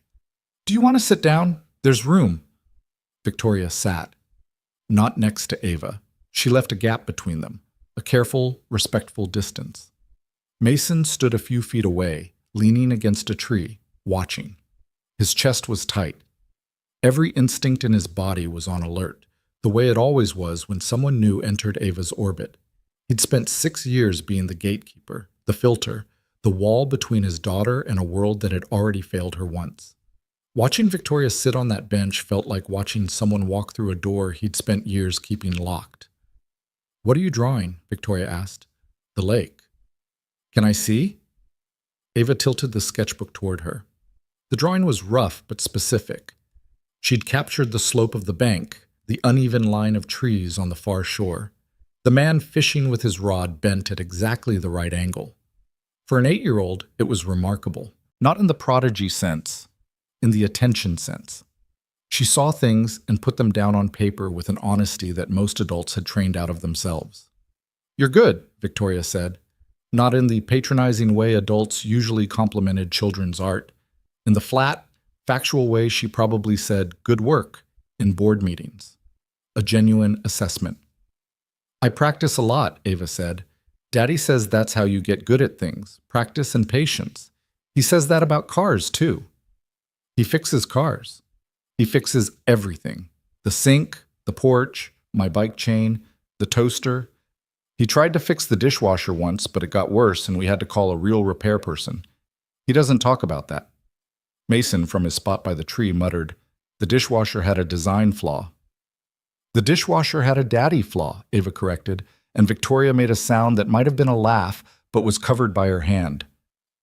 They sat in silence for a while. Not an uncomfortable silence. The kind that comes when people are sharing a space without feeling the need to fill it with noise. Ava drew. Victoria watched the lake. Mason stood by his tree and let the knot in his chest loosen, degree by degree. After about 10 minutes, Victoria reached into her bag and pulled out a small notebook and a pencil. Mason hadn't expected that. He watched as she opened the notebook to a blank page and started sketching. Not the lake, not the trees. She was drawing Ava. Her hand moved differently than Ava's. More precise, more controlled. The lines were clean and confident. She drew the profile of the girl on the bench, the messy ponytail, the soccer jersey, the concentration on her face, the way her sneakers dangled above the ground because she was too short for her feet to reach. Ava noticed. She stopped drawing the lake and looked over. Is that me? Is that okay? Ava studied the sketch. It was good. Genuinely good. Victoria had captured something in the lines that photography couldn't. The specificity of how Ava sat, the angle of her chin, the particular way she held her pencil between her second and third fingers instead of between her first and second. You draw, Ava said, with the amazement of someone discovering a kindred species. I used to. In college. I was an art major for 1 semester before I switched to computer science. Why did you switch? Victoria's pencil stopped moving. My father said art wasn't practical. Was he right? He was practical. That's not the same as right. Ava looked at her for a long time. Then she picked up her own sketchbook and tore out a fresh page, carefully along the perforated edge, and placed it between them on the bench. Draw something else, she said. What should I draw? Anything. Drawing is better when someone does it with you. Victoria looked at the blank page, then at Ava, then at the lake. She picked up her pencil and started drawing the same view Ava had been working on. The slope, the water, the fisherman, but from her own angle, with her own hand, in her own style. Ava leaned over to watch, and slowly, without discussion, they fell into a rhythm. Ava drew the trees. Victoria drew the water. Ava added birds that looked more like check marks than birds. Victoria added shadows that gave the flat scene depth. Mason watched from the tree. His throat was thick. He swallowed against it and looked away for a moment, at the parking lot, at the sky. at anything that wasn't his daughter and this woman sitting side by side in comfortable silence, creating something together without trying to. 20 minutes passed, maybe 30. Mason lost track because he was caught in that strange suspended state where time moves differently, to rush through. Then Ava did something that made Mason's heart stop. She picked up her pencil and, on Victoria's drawing, not her own but Victoria's, she carefully drew a figure next to the lake. A small figure. A girl. Standing by the water with a sketchbook in her hand. Victoria watched her do it, didn't stop her, didn't redirect her, just watched. Then Ava pointed at the space next to the figure. "You need to add someone here." "Who?" "You." Victoria looked at the drawing, at the small figure Ava had added, at the empty space beside it. Slowly, carefully, she drew a second figure, taller. Standing next to the first, two people by a lake sketched in pencil on a piece of paper torn from an 8-year-old sketchbook. Ava studied it, nodded. "Better." "Why better?" "Because she's not standing there alone anymore." Victoria's hand stopped moving. The pencil rested on the page, and Mason could see from where he stood that her fingers were trembling. Not a lot, just enough. She didn't say anything for a long moment. Neither did Ava. The fisherman on the far bank reeled in his empty line and cast it out again. The wind picked up, rippling the surface of the lake, and a few leaves skittered across the grass. "I used to stand alone a lot," Victoria said quietly. She wasn't talking to Ava exactly. She wasn't talking to Mason either. She was talking to the drawing, to the two figures by the water, to whatever place inside herself the image had unlocked. "When I was your age, a little older, I'd go to the park near our house and just stand there. Not playing, not doing anything, just standing. Because at least in the park, being alone felt like a choice. At home it didn't." Ava didn't respond right away. She finished shading a tree in her own drawing, taking her time, giving Victoria the space to exist in her own words without interruption. "I'm alone a lot too," Ava said eventually. "But I have my dad, so it's different." "That's a big difference." "I know. He tries really hard, sometimes too hard. He thinks I don't notice, but I do. He stays up late worrying about stuff. I can hear him walking around the house at night." Mason, by the tree, felt something crack open in his chest. He hadn't known she heard him. All those late nights pacing the kitchen, running numbers, trying to figure out how to stretch a paycheck across a month that was always 3 days too long. He thought she was asleep. He thought the walls were thick enough. They weren't. They never are. "Parents do that," Victoria said. "Do your parents worry about you?" The question was innocent. The answer wasn't. "My parents worry about the company," Victoria said. "That's sort of the same thing, in their minds." "But not in yours?" Victoria looked at Ava, really looked at her, with the full attention she usually reserved for spreadsheets and strategy meetings. "No, not in mine." Ava nodded, as if this confirmed something she'd already suspected. Then she flipped to a new page in her sketchbook and started a different drawing. This one was faster, less detailed. A house, a yard, 3 figures in front. The same 3 figures Mason had seen in her notebook that first night. "That's us," Ava said simply. "You, me, and Daddy." Victoria stared at the drawing. Then she looked up at Mason, who was standing by the tree with his hands in his pockets and his jaw clenched and his eyes bright with something he didn't want to name in front of his daughter. "Ava," he said. His voice came out rougher than he intended. "Bug, It's just a drawing," Ava said. "I draw lots of things. I drew a dragon last week. Doesn't mean dragons are real." But they both knew it wasn't just a drawing. It was the same thing as the stick figures holding hands, the same thing as the note that said, "Maybe she's lonely too." It was Ava's way of saying what she wanted without risking the vulnerability of saying it out loud. She drew her wishes because wishes on paper felt safer than wishes spoken into the air. Mason walked over to the bench. He sat down on Ava's other side so that she was between them. His daughter, their bridge, the small, fierce person who had seen what neither adult could admit and had simply drawn it into existence. "It's a good drawing, Bug," he said. "I know," she said. "The proportions are off on the house, but I'll fix it later." They sat there, the three of them, on a bench by a lake that wasn't beautiful but was calm. The fisherman gave up and packed his gear. A jogger passed behind them, headphones in, oblivious. Clouds moved across the sky in slow formations that looked like nothing and everything. After a while, Ava announced she was hungry and wanted hot dogs from the cart near the playground. Mason gave her $5, and she took off running across the grass with the focused determination of someone on a critical mission, which left Mason and Victoria alone on the bench. "She's extraordinary," Victoria said. "She's a kid. She's an extraordinary kid." "Yeah."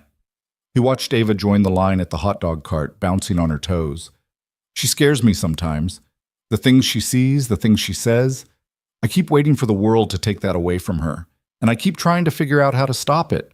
You can't stop it. I know. That's the part that keeps me up at night." Victoria was still holding the drawing, the one with the two figures by the lake. She ran her thumb along the edge of the paper. "She drew me into the picture, Mason. I saw. Nobody draws me into pictures. Nobody ever has. I'm always, I don't know. I'm always the one looking at the picture from outside, the one holding the frame." "She sees you, Victoria." "How? She's known me for an hour. And an hour of watching you draw beside her without trying to control the conversation, without talking about yourself, without performing. You just sat there and drew. That's the thing about kids. They don't care about your resume. They care about whether you show up. You showed up." Victoria pressed her lips together. Her eyes were wet, but she didn't cry. Mason was learning that about her. She carried her emotions right up to the edge and then held them there, on the brink, never letting them spill over. Years of practice. Years of sitting in rooms where tears were a weakness and vulnerability was a flaw. "My sister would love her," Victoria said. "Lily?" "She's a second-grade teacher in Portland. She calls me every Sunday and asks the same question. 'Have you done anything that made you happy this week?' I usually lie. This week I wouldn't have to." "What would you tell her?" "That I sat by a lake and drew pictures with an 8-year-old, and it was the best hour I've had in months." Ava came back with 2 hot dogs smothered in mustard and ketchup and a glob of relish that was already sliding off the bun. She handed one to Mason without asking if he wanted it, because she knew he always wanted a hot dog when they were at the park, and sat back down on the bench between them. "Victoria," she said between bites. "Yes." "Do you want to come to my soccer game next week?" Mason started to say something. A gentle intervention, a suggestion to slow down, the parental instinct to manage expectations. But Victoria answered before he could. "I'd like that," she said. Ava nodded like this was the only acceptable answer, and went back to eating. A streak of ketchup appeared on her chin, and Mason reached over with a napkin, and she dodged it with the practiced agility of a child who considered napkins a personal insult. They stayed at the park for another hour. Ava played on the swings for a while, and Mason and Victoria sat on the bench and talked about small things: the motorcycle, the office window, and the waving neighbor, Danny's ongoing campaign to take credit for their entire relationship. They didn't talk about what Ava's drawing meant, or what Victoria's trembling hand said, or what the fact that they were sitting on this bench together implied about a future neither of them had the courage to name. Those conversations would come, but not today. Today was for hot dogs and lake water and an 8-year-old girl who drew people into pictures because she wanted them to stay. When it was time to leave, Ava hugged Victoria. It wasn't planned. It wasn't prompted. She just turned to her, opened her arms, and hugged her around the waist with the full, uncomplicated trust that children offer like a gift they don't know the value of. Victoria froze for a second. Mason saw it. The stiffness, the surprise, the split-second calculation of someone who didn't know what to do with physical affection that hadn't been scheduled or prepared for. Then her arms came down, slowly, carefully, and she held the child against her the way you hold something you've just been told is yours, but you're not sure you deserve. "Bye, Victoria," Ava said, pulling away. "See you next Saturday." "See you next Saturday." Ava ran toward the truck. Mason stood facing Victoria in the parking lot, the late afternoon sun throwing long shadows across the gravel. "She hugged you," he said. "She hugged me." Ava doesn't hug people.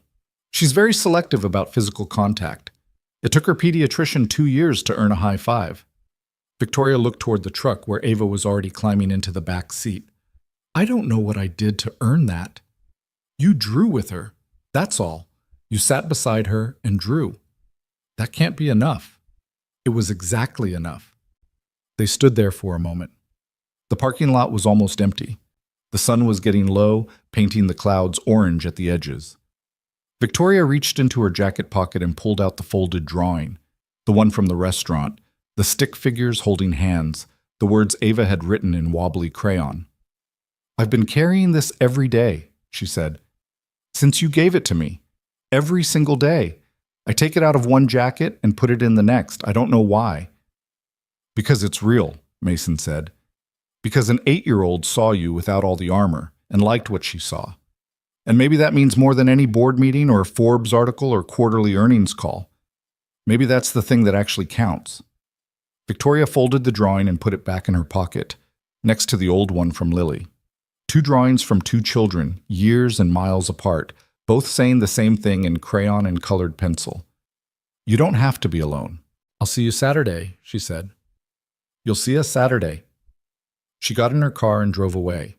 Mason walked to the truck, where Ava was already buckled in with her sketchbook open on her lap, adding details to the drawing of 3 figures standing in front of a house. The proportions are still off on the house, she muttered. Looks pretty good to me, Bug. That's because you don't understand proportions. He started the truck. The engine turned over with the familiar shudder that meant the starter was going to need replacing soon. Another thing on the list that never got shorter. He pulled out of the parking lot and headed toward Chestnut Street. Daddy? Yeah. I like her. 2 words, 3 syllables. The most important review of his life, delivered from the back seat by a girl with ketchup on her chin and grass stains on her knees. Yeah, Bug, he said, watching her in the rearview mirror. I like her too. Ava went back to her drawing. Mason drove home. The truck rattled over a pothole, and the rearview mirror shook, and the crack in the windshield caught the last of the afternoon light and scattered it across the dashboard. At home that night, after dinner and bath time and the nightly negotiation over how many chapters of her book Ava could read before lights out, Mason sat on the edge of her bed and pulled the blanket up to her shoulders. Mr. Buttons was in his usual spot, tucked under her arm. Her sketchbook was on the nightstand, open to the drawing she'd been working on all day. Daddy, she said, her voice already soft with approaching sleep. Victoria's hands shake. He paused. What? When she was drawing, her hands shook a little bit, not a lot, just sometimes, when she thought nobody was looking. Mason looked at his daughter. Her eyes were half closed, the green fading behind heavy lids. What do you think that means? He asked. I think it means she's scared, like you are. But she's doing it anyway. Ava yawned. That's brave. He sat there after her eyes closed. Sat there in the blue glow of the moon nightlight, listening to her breathe, and thought about what bravery looked like when you stripped away the Hollywood version. Not swords and battles and speeches, just 2 people with shaking hands choosing to sit on a bench together. Just a man with a cracked windshield calling a woman who ran a billion-dollar company and saying, I want to see you again. Just a child who drew people into pictures because she believed they should be there. He leaned down and kissed Ava's forehead. She smelled like soap and grass and the specific sweetness of a child who'd spent the day outdoors. Night, Bug, he whispered. He stood up and walked to the door, paused, looked back at the sketchbook on the nightstand. 3 figures in front of a house. The proportions were off. The house was too small and the people were too big and the sky was the wrong shade of blue. But everyone was there. Everyone was accounted for. And that, Mason thought, was the only proportion that mattered. Victoria came to the soccer game. She showed up 10 minutes early, which Mason would later learn was how she showed up to everything. Early enough to assess the environment, late enough that she didn't look desperate.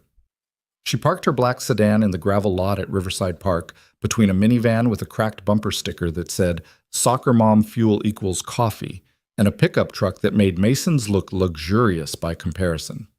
She got out wearing jeans, sneakers, and a jacket that probably cost more than every other piece of clothing in the parking lot combined.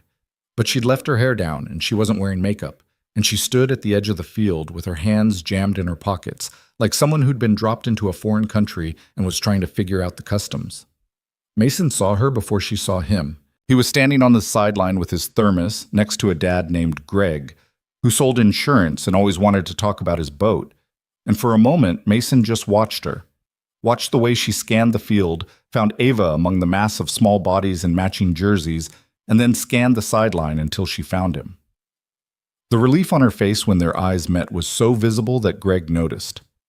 "Friend of yours?" Greg asked. "Yeah," Mason said. "Something like that." Victoria walked over.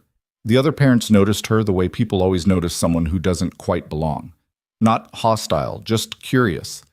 The suburban ecosystem of Saturday soccer games had its own social structure, and Victoria was clearly from a different habitat. "You made it," Mason said. "I said I would." "I know. I just wasn't sure you meant it." "I always mean what I say. It's one of my more exhausting qualities." He handed her his thermos. "Coffee. It's bad, but it's warm." She took a sip and made a face that she immediately tried to hide. "That's terrible." "I warned you." "You said bad. This is criminal. What did you do to these beans?" "I used the coffee maker from 2014 that I've never cleaned properly." "That tracks." On the field, Ava spotted Victoria and waved with her whole arm, nearly colliding with a teammate in the process. Victoria waved back, a small, careful wave, like she was afraid of doing it wrong. Mason bit the inside of his cheek to keep from smiling. The game started. It was the usual controlled chaos, 15 8-year-olds chasing a ball across a field that was slightly too big for them, with coaches on both sides shouting instructions that nobody followed. Ava played her heart out, which meant she ran in the wrong direction twice, accidentally kicked the ball toward her own goal once, and executed one genuinely beautiful pass that led to a goal and made Mason yell so loud that Greg flinched. Victoria watched with an intensity that surprised him. She didn't pretend to understand the game. She'd told him on the phone that she'd never watched a soccer match in her life. But she watched Ava specifically, tracking her movements, her expressions, the way she recovered after mistakes without dwelling on them. "She doesn't get upset when she messes up," Victoria observed at halftime. "No, she never has. She just moves on. I don't know where she gets that from. Definitely not me." "What do you do when you mess up?" "Replay it in my head for approximately 6 years. "Same." They stood together on the sideline, and it felt normal, dangerously normal, like she'd always been there holding his terrible coffee, squinting against the morning sun, watching his daughter play a sport she didn't understand. Some of the other parents glanced over. One of the moms, Lisa, who ran the team's group chat with military efficiency, gave Mason a look that was part surprise and part approval. He pretended not to see it. Ava's team won 2-1. Ava hadn't scored either goal, but she'd made that one assist and she'd played hard, and she came running off the field with her face red and her ponytail demolished and went straight to Victoria. "Did you see my pass?" she demanded. "I saw it. It was impressive." "It was okay. I should have angled it more to the left, but Sarah was open, so I just went for it." Sometimes going for it is the right call, even if the angle isn't perfect. Ava looked at her with that expression, the one that said she was filing something away for later use. "That sounds like it's about more than soccer." "It might be. Adults always do that. They say one thing and mean another thing. It's confusing." "You're right. It is confusing. I'll try to be more direct." "Good. Can we get pancakes?" Mason looked at Victoria. Victoria looked at Mason. "Pancakes?" he offered. "I haven't had pancakes in probably 3 years." "That's a tragedy." "My nutritionist would disagree." "Your nutritionist isn't invited." They went to a place called Flapjacks, which was 2 miles from the park, and had been serving breakfast to the youth soccer crowd for as long as anyone could remember. It was loud, sticky, and smelled like maple syrup and burnt butter. Ava ordered chocolate chip pancakes. Mason ordered eggs and toast. Victoria ordered a short stack and ate the whole thing with a focus that suggested she hadn't been lying about the 3-year pancake drought. "This is so good," Victoria said in a tone that bordered on reverent. "Why is this so good?" "Because it's not healthy," Ava explained. "Unhealthy food always tastes better, that's the rule." Who made that rule? Science. I don't think that's science. It's Ava science, Mason said. She has her own branch. The findings are non-negotiable. Victoria laughed. Not her careful laugh, her real one, the one that came out before she could catch it. Two men at the next table glanced over. A waitress carrying a tray of orange juice smiled at the sound of it. Mason watched the laugh change Victoria's whole face, softening lines he hadn't realized were there, and he felt that familiar ache in his chest that he'd been carrying around since the night at Marchetti's, the one that told him he was in too deep to climb out. After breakfast, Ava asked if Victoria wanted to see the motorcycle. Mason hesitated. The motorcycle was in his garage. His garage was at his house. His house was on Chestnut Street, which was small and cluttered and had a kitchen faucet that dripped and a front porch with a board that creaked and approximately none of the elegance that Victoria's life presumably contained. Bringing her there felt like showing her the full picture, not just the presentable parts, the Saturday coffee dates, and the restaurant dinners, but the reality, the worn carpet, the mismatched furniture, the life of a man who made $42,000 a year and spent most of it on a little girl who deserved more than he could give. But Ava had already asked, and Victoria had already said yes, and the truck was already pulling onto Chestnut Street before Mason could manufacture a reason to detour. The house looked exactly like what it was, a rental. 2 bedrooms, 1 bathroom, a living room that doubled as Ava's art studio, and a kitchen where the oven only worked if you jiggled the dial in a specific way that Mason had long ago mastered and couldn't explain. The yard was mowed but bare. The porch light was burnt out. The front door stuck in the frame and required a shoulder check to open, which Mason performed with the practiced ease of someone who'd been body-checking his own front door for 4 years. "Welcome to the palace," he said, holding the door open. He heard the self-deprecation in his voice and hated it, but couldn't stop it. This was the part he'd been dreading, not the conversations or the coffee or the park. This, the moment she saw where he actually lived. Victoria stepped inside. She looked around the living room, the couch with the sagging middle cushion, the bookshelf overflowing with Ava's library books, and Mason's dog-eared paperbacks, the walls covered in Ava's drawings, taped up without frames because frames cost money. The coffee table had a ring stain from a mug that Mason had been meaning to clean for a month. The TV remote was held together with electrical tape.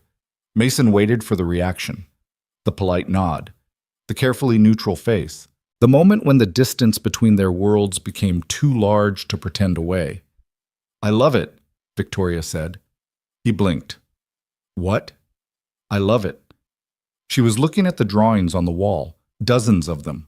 Trees, animals, houses, people, abstract shapes that Ava called feelings. They covered nearly every inch of available wall space, a gallery of a child's imagination, unfiltered and uncurated. "This is the most alive room I've ever been in. It's a mess. It's a home.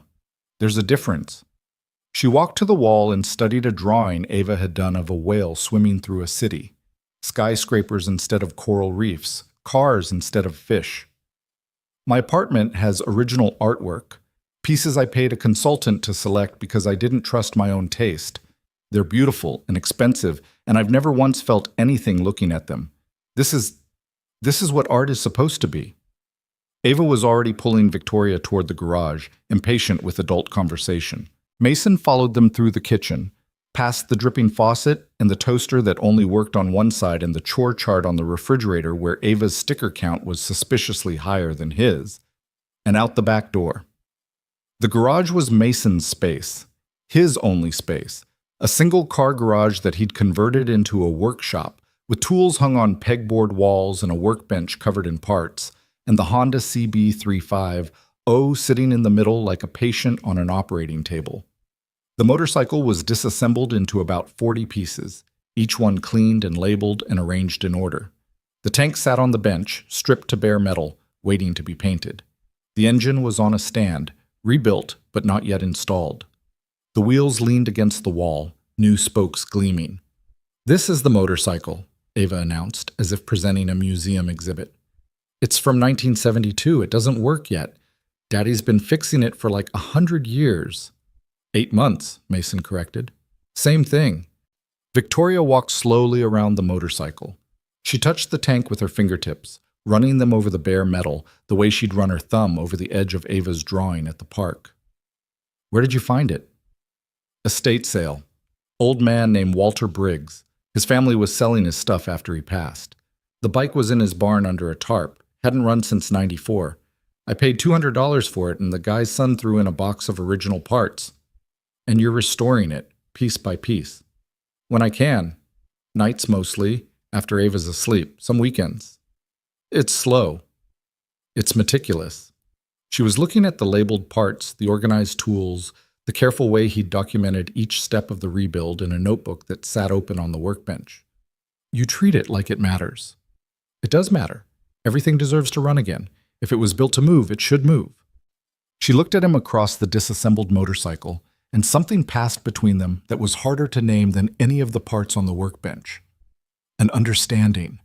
A recognition that this garage, this cluttered, oil-stained, imperfect space, was where Mason kept the part of himself that wasn't about survival. The part that believed in restoration, in taking something broken and used up and forgotten and making it run again. Can you teach me? She asked. Teach you what? About the motorcycle, the engine, how it works, what the parts do? She paused. Nobody's ever taught me anything with their hands. Everything I've learned has been from books or screens or boardrooms. I want to understand how something real works. Mason stared at her. In the harsh fluorescent light of the garage with grease stains on the floor and the smell of motor oil in the air, she looked nothing like a CEO. She looked like someone standing at the edge of unknown territory, one of those blank spaces on her antique maps, asking for directions. Okay, he said. Start with the carburetor. He spent the next 30 minutes explaining how a 1972 Honda CB350 carburetor worked. Victoria listened with the same intensity she'd brought to the soccer game, asking questions that started basic and got progressively more technical until Mason realized she was learning faster than most of the guys at the shop. You're picking this up really fast, he said. I have an engineering degree. I just never use it because I spend all day in meetings about things that don't actually exist yet. Wait, you have an engineering degree? I thought you studied computer science. Double major, plus the 1 semester of art before my father intervened. So you could have been an artist, an engineer, or a tech CEO, and you went with the one that makes you the most miserable? She opened her mouth, closed it, looked at the carburetor in her hands. When you say it like that, it sounds very stupid. I didn't say it. You did. I just rearranged the words. Ava, who had gotten bored with carburetor talk and was drawing on the floor of the garage, looked up. You should be all three. All three? Victoria said. Yeah. An artist and an engineer and a boss. Why do you have to pick one? Because adults think you have to specialize. Focus on one thing. Be the best at one thing. That's dumb. You have 2 hands. You can hold 2 things at once. Victoria looked at the child on the garage floor surrounded by colored pencils and motorcycle parts, and something in her expression shifted. Not a crack this time. Not a slip of the mask. The mask was gone. Mason couldn't pinpoint when it had come off. Sometime between the soccer field and the pancakes and the moment Victoria had touched the bare metal of a motorcycle tank in a mechanic's garage and called it meticulous. You're right, Ava, Victoria said. That is dumb. I know, I'm usually right. She is, Mason confirmed. It's annoying. They ordered pizza for lunch because Mason's kitchen contained nothing that could be served to a guest without embarrassment, and they ate it on the living room floor because the kitchen table only had 2 chairs. Ava sat between them with sauce on her cheek and argued passionately about whether pineapple belonged on pizza. She was firmly against, Victoria was unexpectedly in favor, and Mason abstained on the grounds that taking sides would destabilize his household. Afterward, Ava put on a movie, an animated thing about a girl and a dragon that she'd seen 14 times. And within 20 minutes, she was asleep on the floor, with her head on a throw pillow and Mr. Buttons pressed against her face. Mason covered her with a blanket and sat back against the couch. Victoria was on the other end, her legs tucked under her, watching Ava sleep with an expression that Mason had never seen on her face before. It wasn't tenderness, exactly. It was something rawer than that. Hunger. The look of someone pressing their face against the window of a life they'd been told wasn't available to them. "I need to tell you something," Victoria said quietly, so as not to wake Ava. "And it's not easy." Mason turned to face her. "Okay." She stared at the sleeping child for a long moment. "I've never wanted this. Any of this. The family thing. The domestic thing. I built my entire life around the idea that I wasn't made for this, that my parents were right, that I was built for boardrooms and balance sheets, not living rooms and pizza on the floor. I told myself that for 15 years.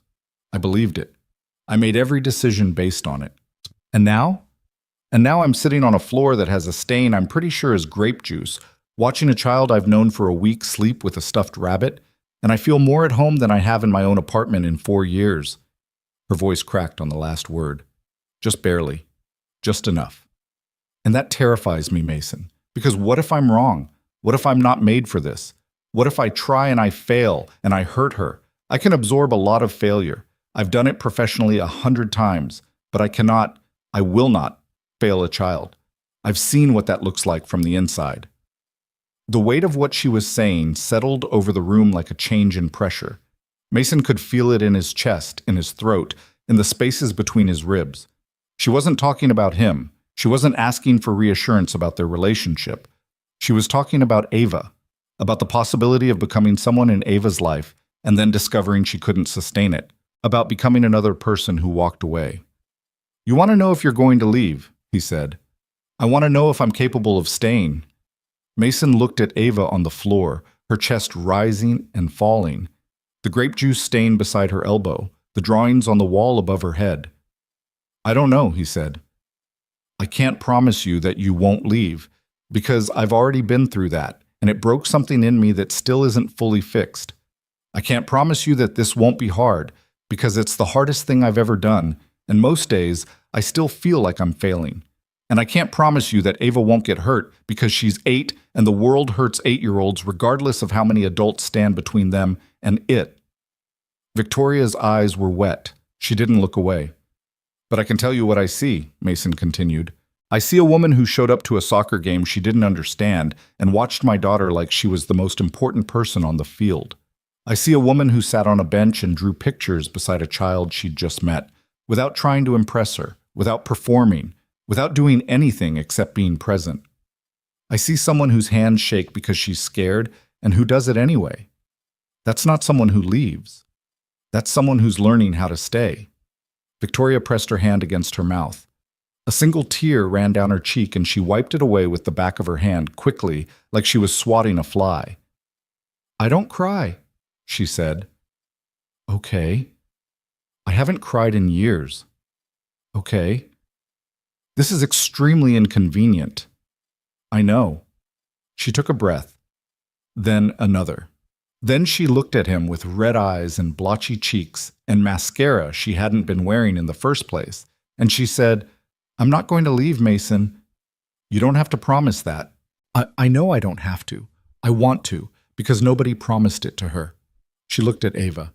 Her mother left without a note, without a phone call, without a single explanation. And this child grew up, and instead of becoming hard and bitter and closed off, she drew a picture of 2 people holding hands and wrote, "Be kind to her. Maybe she's lonely too." She did that. After everything, she still chose kindness. Mason couldn't speak. His throat was locked. He stared at the carpet between his boots and let the silence do what words couldn't. "I'm not her mother," Victoria said. "I know that. I'm not trying to replace anyone, but if you'll let me, I want to be someone who stays, someone she can count on. Even if I do it badly, even if I get it wrong. I'd rather get it wrong and be here than get it right from a distance." Mason reached across the couch and took her hand. Her fingers were cold, the way they always were. He held them, and she held back, and on the floor between them, Ava slept on, dreaming whatever 8-year-olds dream about when the world around them is quietly rearranging itself. They sat like that for a long time. The movie played on, unwatched.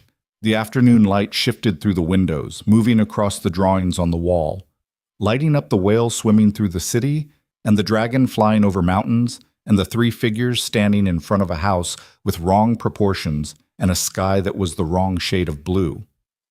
Eventually, Ava stirred.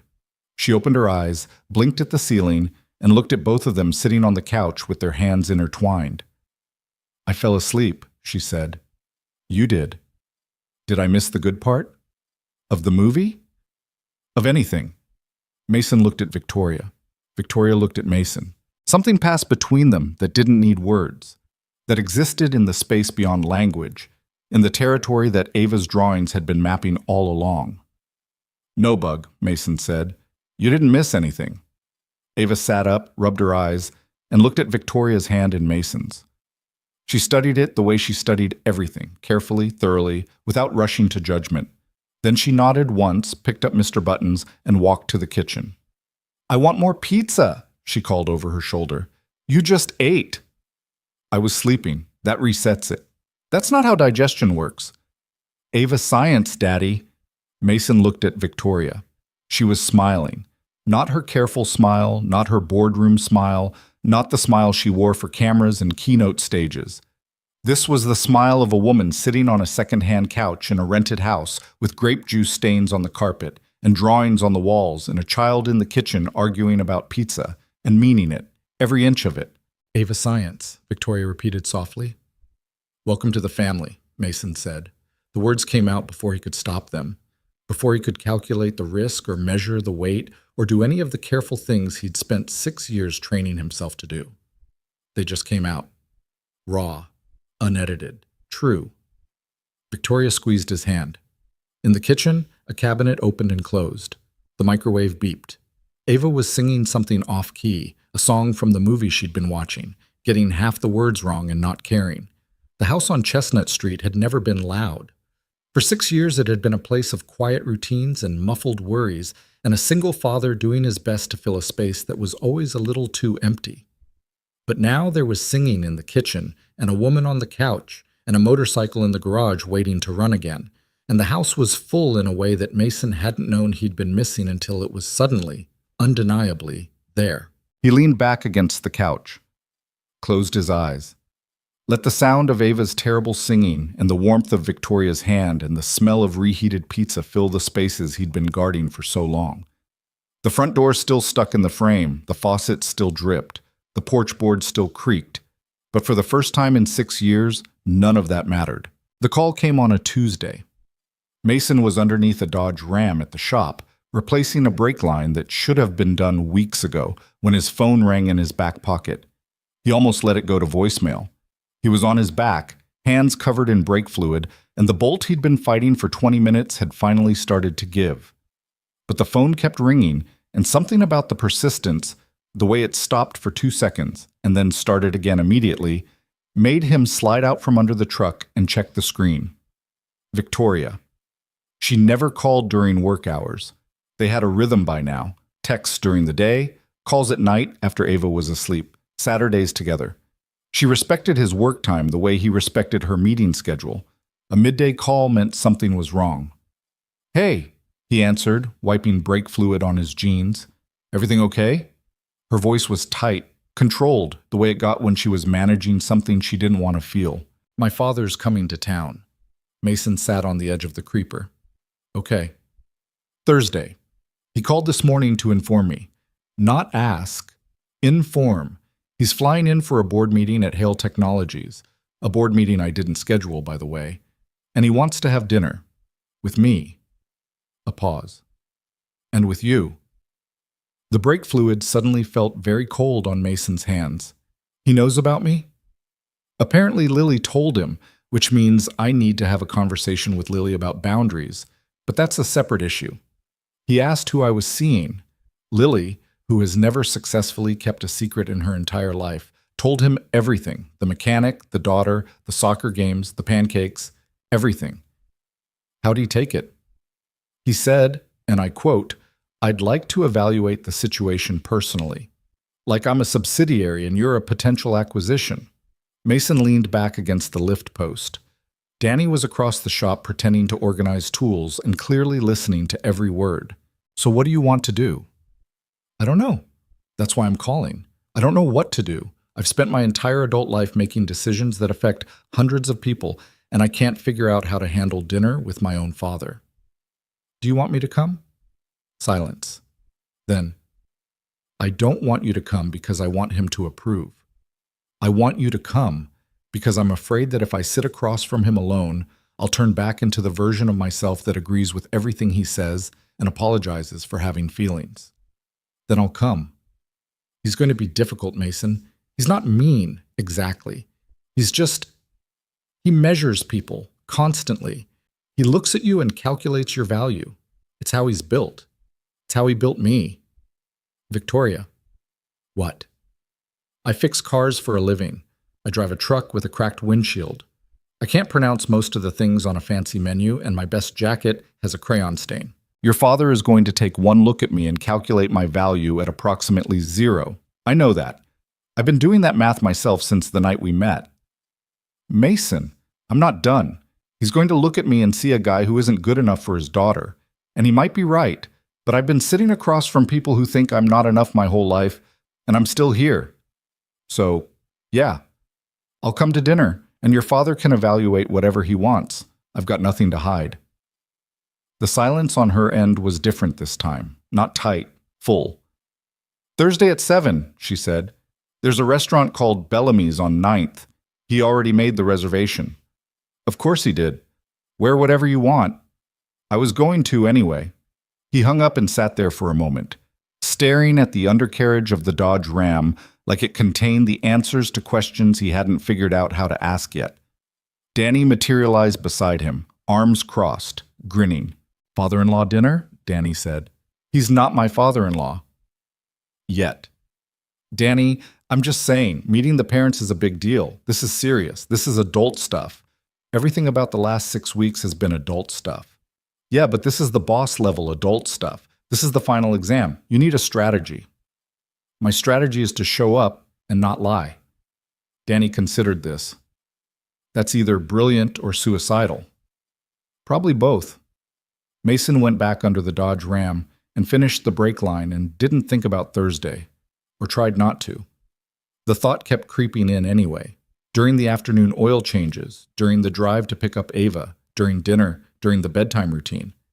He lay in bed that night and stared at the ceiling and tried to remember the last time he'd cared about another person's approval. He couldn't remember, which meant either he'd stopped caring a long time ago or he'd just stopped putting himself in situations where it mattered. He told Ava on Wednesday. She was doing homework at the kitchen table, math this time, fractions, which she approached with the same methodical intensity she brought to everything. I'm having dinner with Victoria's dad tomorrow, he said. Ava looked up from her worksheet. Is he nice? I don't know. Victoria says he's complicated. What does complicated mean when adults say it? It usually means not nice, but in a way that's hard to explain. Ava frowned. She tapped her pencil against her chin. Are you nervous? A little. Because you want him to like you?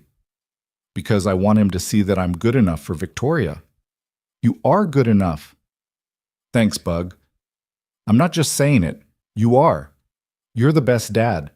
You make terrible coffee, and you can't cook anything except spaghetti, and you still haven't fixed the porch light. But you're here. You're always here. That counts more than cooking. Mason reached across the table and squeezed her hand. Her fingers were small and warm, and still had pencil graphite on the tips. When did you get so smart? 3rd grade is very educational. Thursday arrived like a dental appointment. Unavoidable, unpleasant, and requiring a kind of courage that felt disproportionate to the actual event. Mason put on the blue button-down for the 3rd time, rolled the sleeves to hide the frayed cuffs, and drove downtown to Bellamy's. The restaurant was even fancier than Marchetti's, the kind of place where the lighting was designed by someone with a degree in something Mason didn't know was a degree. He stood outside for a moment, watching through the window as a waiter in a full suit carried a bottle of wine across the room like he was transporting a newborn. Victoria was waiting inside. She was wearing a dark dress, similar to the one from their first date, and her hair was pulled back tight. Full armor. He could see it in her posture, the straightness of her spine, the set of her shoulders. She'd put the CEO back on. Hey, he said, sliding into the seat beside her. Hey. She was holding a glass of water and hadn't touched it. Her fingers were wrapped around it so tight the glass could have cracked. He's not here yet. He's always exactly on time. Never early, never late. It's a power thing. Or a punctuality thing. With my father, everything is a power thing. At 7 o'clock exactly, the front door opened. Richard Hale was 63 years old and looked like a man who had been 63 for about 30 years and intended to stay there indefinitely. He was tall, taller than Mason, with silver hair combed back from a face that had been handsome once and was now mostly angular. He wore a suit that fit like it had been made for his body, which it probably had, and he moved through the restaurant with the unhurried confidence of someone who had never once doubted his right to be anywhere. He spotted them, walked over, extended his hand to Mason first, which Mason recognized as a tactic. Establish dominance, assess the handshake, take the measure of the man before sitting down. Mason shook his hand. Firm grip. No contest. Just enough. Richard Hale, the man said. Mason Carter. The mechanic. The mechanic. Richard sat down, ordered a scotch without looking at the menu. The waiter practically bowed. Victoria took a sip of water that she clearly didn't taste, and the dinner began. The first 15 minutes were small talk, the kind that wasn't small at all, the kind where every question was a probe and every answer was being cataloged. Richard asked Mason about the shop, about his qualifications, about his income, though he phrased it as the economics of independent automotive repair, which was the most elegant way anyone had ever asked Mason how much money he made. Mason answered everything directly. No embellishments, no apologies. He made $42,000 a year. He rented his house. He drove a truck with a cracked windshield. He hadn't taken a vacation in 4 years. He was a good mechanic and a decent father, and he was doing the best he could with what he had. Richard listened without expression. His face was a boardroom, all polished surfaces and no visible reactions. "And your daughter," Richard said, swirling his scotch. 8 years old. Mother, not in the picture. Correct. That's a significant responsibility for a man in your position. It's a significant responsibility regardless of position. Something flickered in Richard's eyes. Not warmth, more like recalculation. The look of a man whose initial assessment had been challenged by data he hadn't anticipated. "Victoria tells me you restore motorcycles," Richard said. "One motorcycle, a '72 Honda CB 350. Expensive hobby. $200, plus parts I've been collecting over 8 months. Time is expensive. Time's the only thing I have that doesn't cost money." Victoria was watching this exchange like a tennis match, her head moving slightly between the two men. Mason could feel her tension from across the table. The rigid shoulders, the jaw she was holding so tight he could see the muscles working. She was waiting for her father to do what he always did: reduce, dismiss, calculate. Richard set his glass down, leaned back, looked at Mason with the full weight of whatever evaluation he'd been running. "I'm going to be direct with you, Mr. Carter. I'd prefer that. My daughter built a company worth $1.3 billion. She did it by the time she was 28.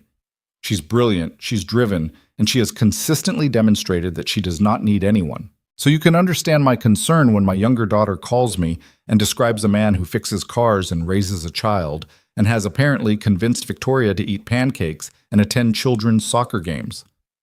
I didn't convince her to do anything. Then how do you explain it?"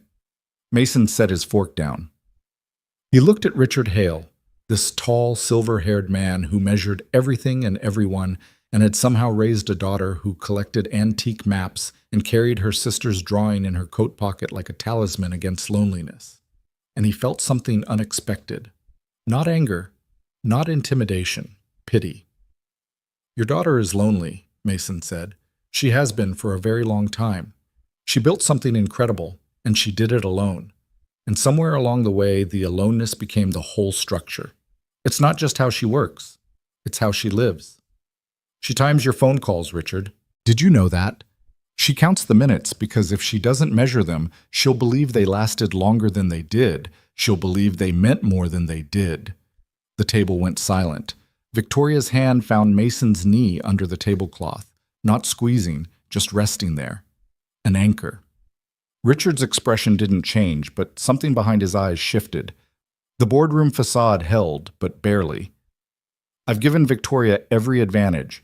You gave her tools, Mason said, and she used them. She built an empire with them.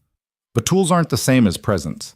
Tools aren't Sunday phone calls where you ask how she's doing instead of how the company's doing. Tools aren't showing up at her apartment with takeout because you notice she sounds tired. I know the difference because I've been making the same mistake with my own daughter. I've been so busy providing for Ava that I almost forgot to just be with her. Your daughter reminded me of that. She reminded me that the only thing that actually matters isn't what you build, it's who you build it with. Richard Hale stared at Mason Carter across a table that might as well have been an ocean. Two men from two different worlds, two different tax brackets, two different ideas about what it meant to be enough. The waiter hovered nearby, sensed the atmosphere, and disappeared. You're very blunt, Richard said finally. I'm a mechanic. We don't have time for subtext. And you think you're good enough for my daughter? No, I think I'm honest enough. I think I show up. I think I stay. Whether that's good enough is something Victoria gets to decide. Not you, not me. Her. Victoria's hand tightened on his knee. He glanced at her. She was looking at him with an expression he'd seen once before. In the parking lot of Margie's diner, right before she'd hugged him. That look of someone who'd just been given something they didn't know they needed. Richard lifted his scotch and took a slow drink, set the glass down, looked at his daughter. Victoria, he said. Yes. Is this what you want? The question hung in the air, not a business question, not a strategic assessment. A father's question, buried under decades of boardroom language and emotional distance, but still recognizably a father's question. Victoria looked at Mason, then at her father. Yes, Richard nodded. Once. Slowly. The nod of a man who was revising a spreadsheet he'd been running his whole life and discovering a column he'd never accounted for. Then I'd like to meet your daughter, Mr. Carter, if that's acceptable. Mason blinked. Of everything he'd expected from this dinner, hostility, dismissal, a lecture about financial responsibility, an invitation wasn't on the list. You want to meet Ava? If the girl is anything like what Lily described, and if she's the reason my daughter carries crayon drawings in her coat pocket, then yes, I'd like to meet her. Mason looked at Victoria. She looked as surprised as he felt. I'll talk to Ava, Mason said. If she's comfortable with it, we'll set something up. Fair enough? Richard signaled the waiter and ordered dinner for the table without consulting anyone, which was the most Richard Hale thing he'd done all evening. But when the food came, he asked Mason about the motorcycle. Not the cost, not the resale value. He asked about the engine, how it ran, what it sounded like when a rebuild was done right. And Mason, who had been bracing for a fight he didn't get, spent the rest of dinner explaining the internal combustion cycle of a 1972 Honda CB35 to a billionaire who listened like he actually wanted to learn. They said goodbye outside the restaurant. Richard shook Mason's hand again. Longer this time, firmer. He looked at Victoria and said something Mason couldn't hear, but whatever it was made Victoria close her eyes for a moment and nod. Then Richard got into a black town car and disappeared. Victoria stood on the sidewalk, the city noise swirling around her, and exhaled like she'd been holding her breath for 2 hours. What did he say to you? Mason asked. He said, I look happy. Her voice caught. He's never said that before. He said I look professional, prepared, impressive, never happy. Mason put his arm around her shoulder. She leaned into him, and they stood there on the sidewalk the way they'd stood outside Marchetti's on that first night. Two people who had no business being together and no interest in being apart. Come on, he said. I'll buy you terrible diner coffee to wash the taste of overpriced scotch out of your mouth. It's 9:30. Margie's is open till 10. Your coffee is still criminal. I'll let Linda make it this time. They drove to Margie's in Mason's truck, the cracked windshield splitting the streetlights into fragments. Victoria sat in the passenger seat with her shoes off and her feet on the dashboard and her hair coming loose from the tight style she'd worn like armor. She looked tired and relieved and slightly bewildered, like someone who'd just survived something she'd been dreading her entire life and discovered it hadn't killed her. Linda was closing up, but let them in anyway, because Linda had been watching this whole thing unfold over Saturday coffee dates, and she wasn't about to miss whatever chapter came next. She brought them pie, apple, heated, whipped cream, and coffee that was only slightly better than Mason's, and left them alone in the back booth. "He liked you," Victoria said. "He tolerated me. There's a difference." "No, he liked you. I've sat in 1,000 meetings with my father. I know his tells. When he doesn't like someone, he interrupts. He interrupts constantly. He didn't interrupt you once." Maybe he was in shock. Maybe. Or maybe a mechanic from Chestnut Street told him something nobody else has ever had the nerve to say, and he needed a minute to process it. Mason ate his pie. "I probably should have been more diplomatic. You told my father he was a bad parent to his face over dinner at a restaurant that charges $40 for a salad. Was that wrong?" "It was the most right thing anyone's ever done for me." They sat in the booth at Margie's and ate pie and drank average coffee and didn't talk about the future. They didn't need to. The future had been decided somewhere between a soccer game and a garage and a billionaire's Scotch glass. Not decided in the way of contracts or proposals or grand declarations. Decided the way real things are decided, slowly, clumsily, through a series of small moments that accumulate until they become a life. 3 weeks later, on a Saturday in late October, Mason finished the motorcycle. He'd been working on it all week after Ava went to bed, fitting the final pieces into place with the care of someone who understood that some things couldn't be rushed. The tank was painted, not the original color, but a deep midnight blue that Ava had chosen from a paint chart, pointing at it and saying, "That one. It looks like the sky right before the stars come out." He'd installed the engine, connected the fuel line, replaced the cables, adjusted the chain. And on Saturday morning, with Ava sitting on an overturned bucket and Victoria leaning in the garage doorway, he turned the key. The engine coughed, sputtered, coughed again.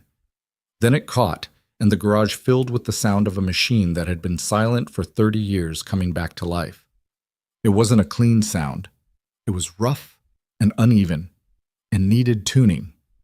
But it ran. It actually ran. Ava covered her ears and grinned so wide her face couldn't hold it. Victoria watched the motorcycle like she was watching a metaphor she finally understood. Mason sat on the seat and felt the vibration travel through his legs and up through his chest and into the place where he kept all the things he'd been too afraid to hope for. A machine built to move, finally moving again. Not perfectly, not smoothly, but moving. He turned off the engine. The garage went quiet. The smell of exhaust hung in the air. "It runs," Ava said, with the reverence of someone witnessing a miracle. "It runs," Mason said. Victoria walked over and put her hand on his shoulder. Her fingers were warm for once. That afternoon, they went to Lakeview Park. It was Ava's idea, of course. Everything important was Ava's idea. She wanted to go to the lake because the leaves were changing, and she wanted to draw them.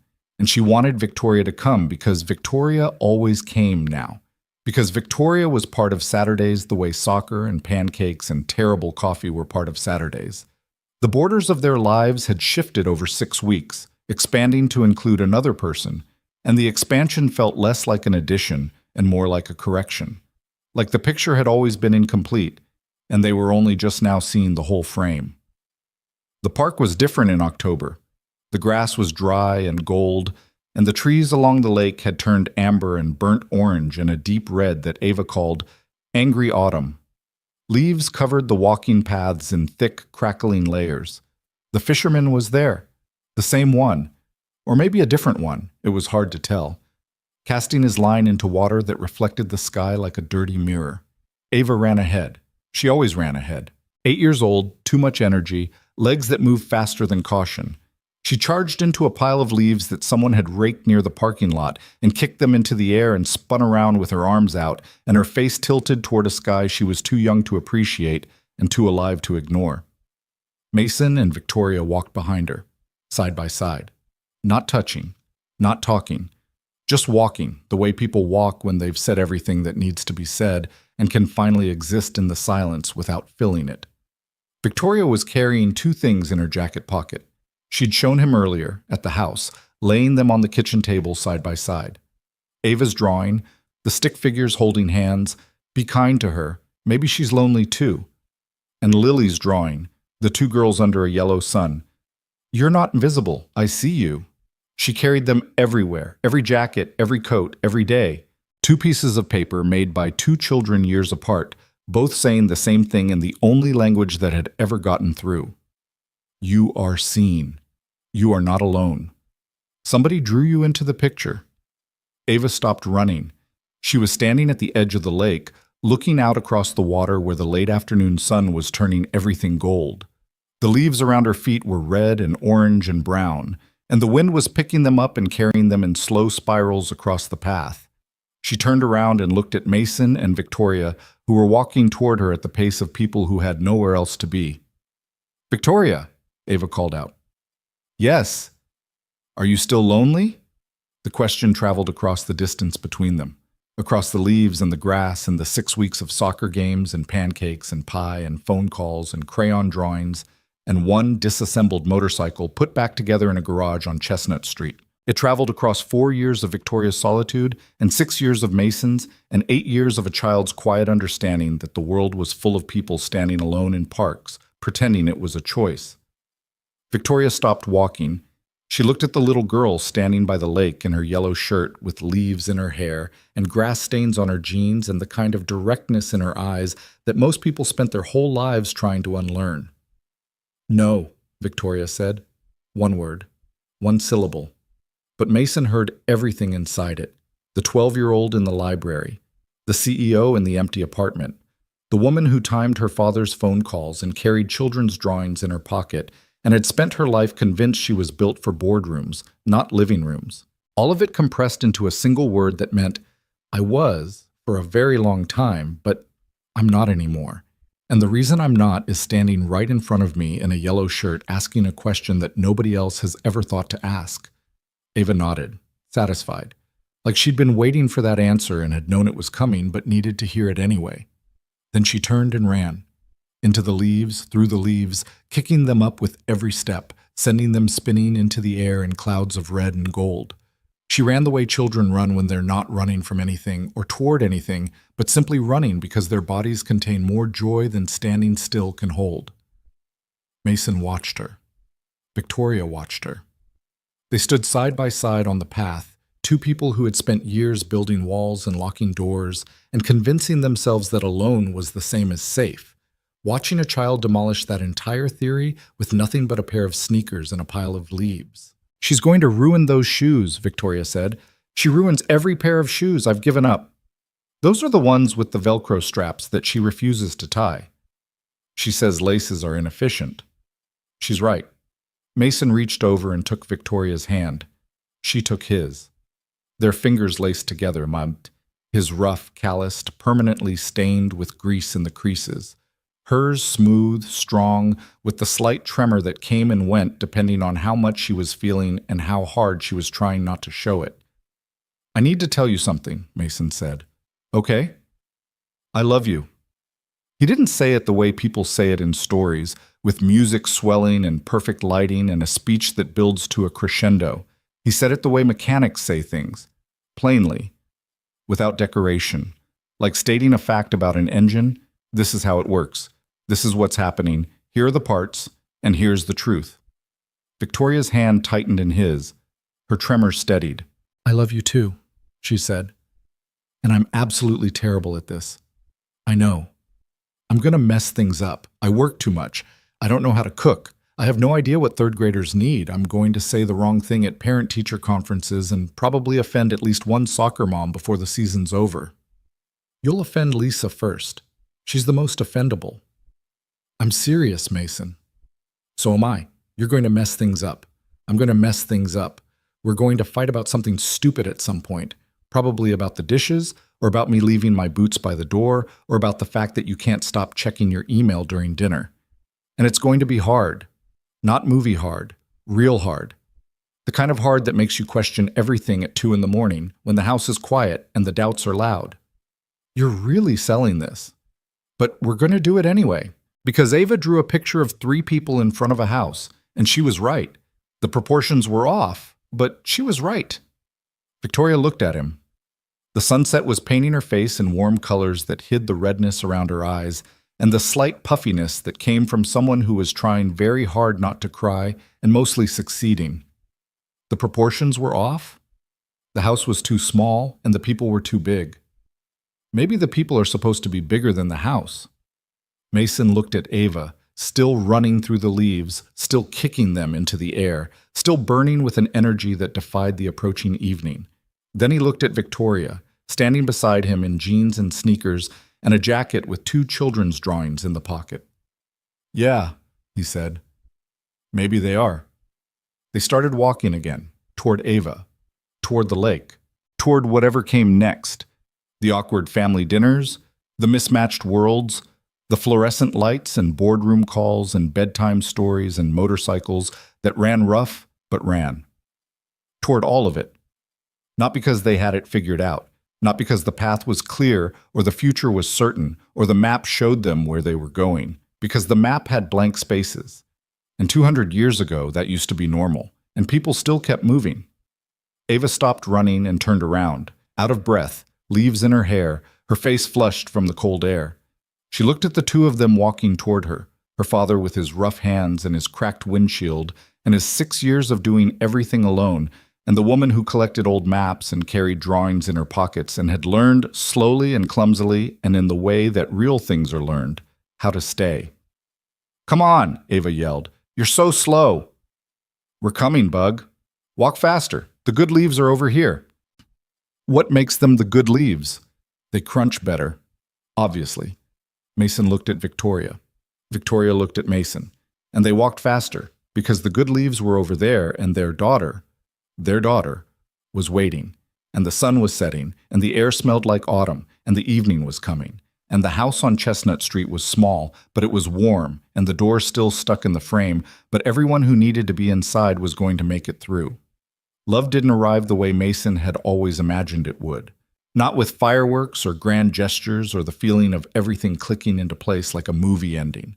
It arrived the way most real things arrive, gradually, imperfectly, carried in the pocket of a jacket alongside crayon drawings and old sketches, built from Saturday mornings and average coffee and conversations that went on too long, and a child who saw what adults were too scared to see. It arrived like a motorcycle engine turning over after 30 years of silence. Rough at first, uneven, needing work, but running. Finally, after all that time, running. The 3 of them walked through the leaves together as the last of the daylight faded behind the trees. Ava ran ahead, because she always ran ahead, because 8-year-olds don't wait for the world to be ready. Mason and Victoria followed, side by side, hand in hand, 2 people who had been alone for so long that togetherness still felt like a foreign language they were learning 1 word at a time. But they were learning, slowly, badly, with terrible coffee and sticky tables and a porch light that still needed replacing. And that was enough. Not perfect, not complete. Not the ending anyone would write if they wanted it to be clean and easy. But enough. More than enough.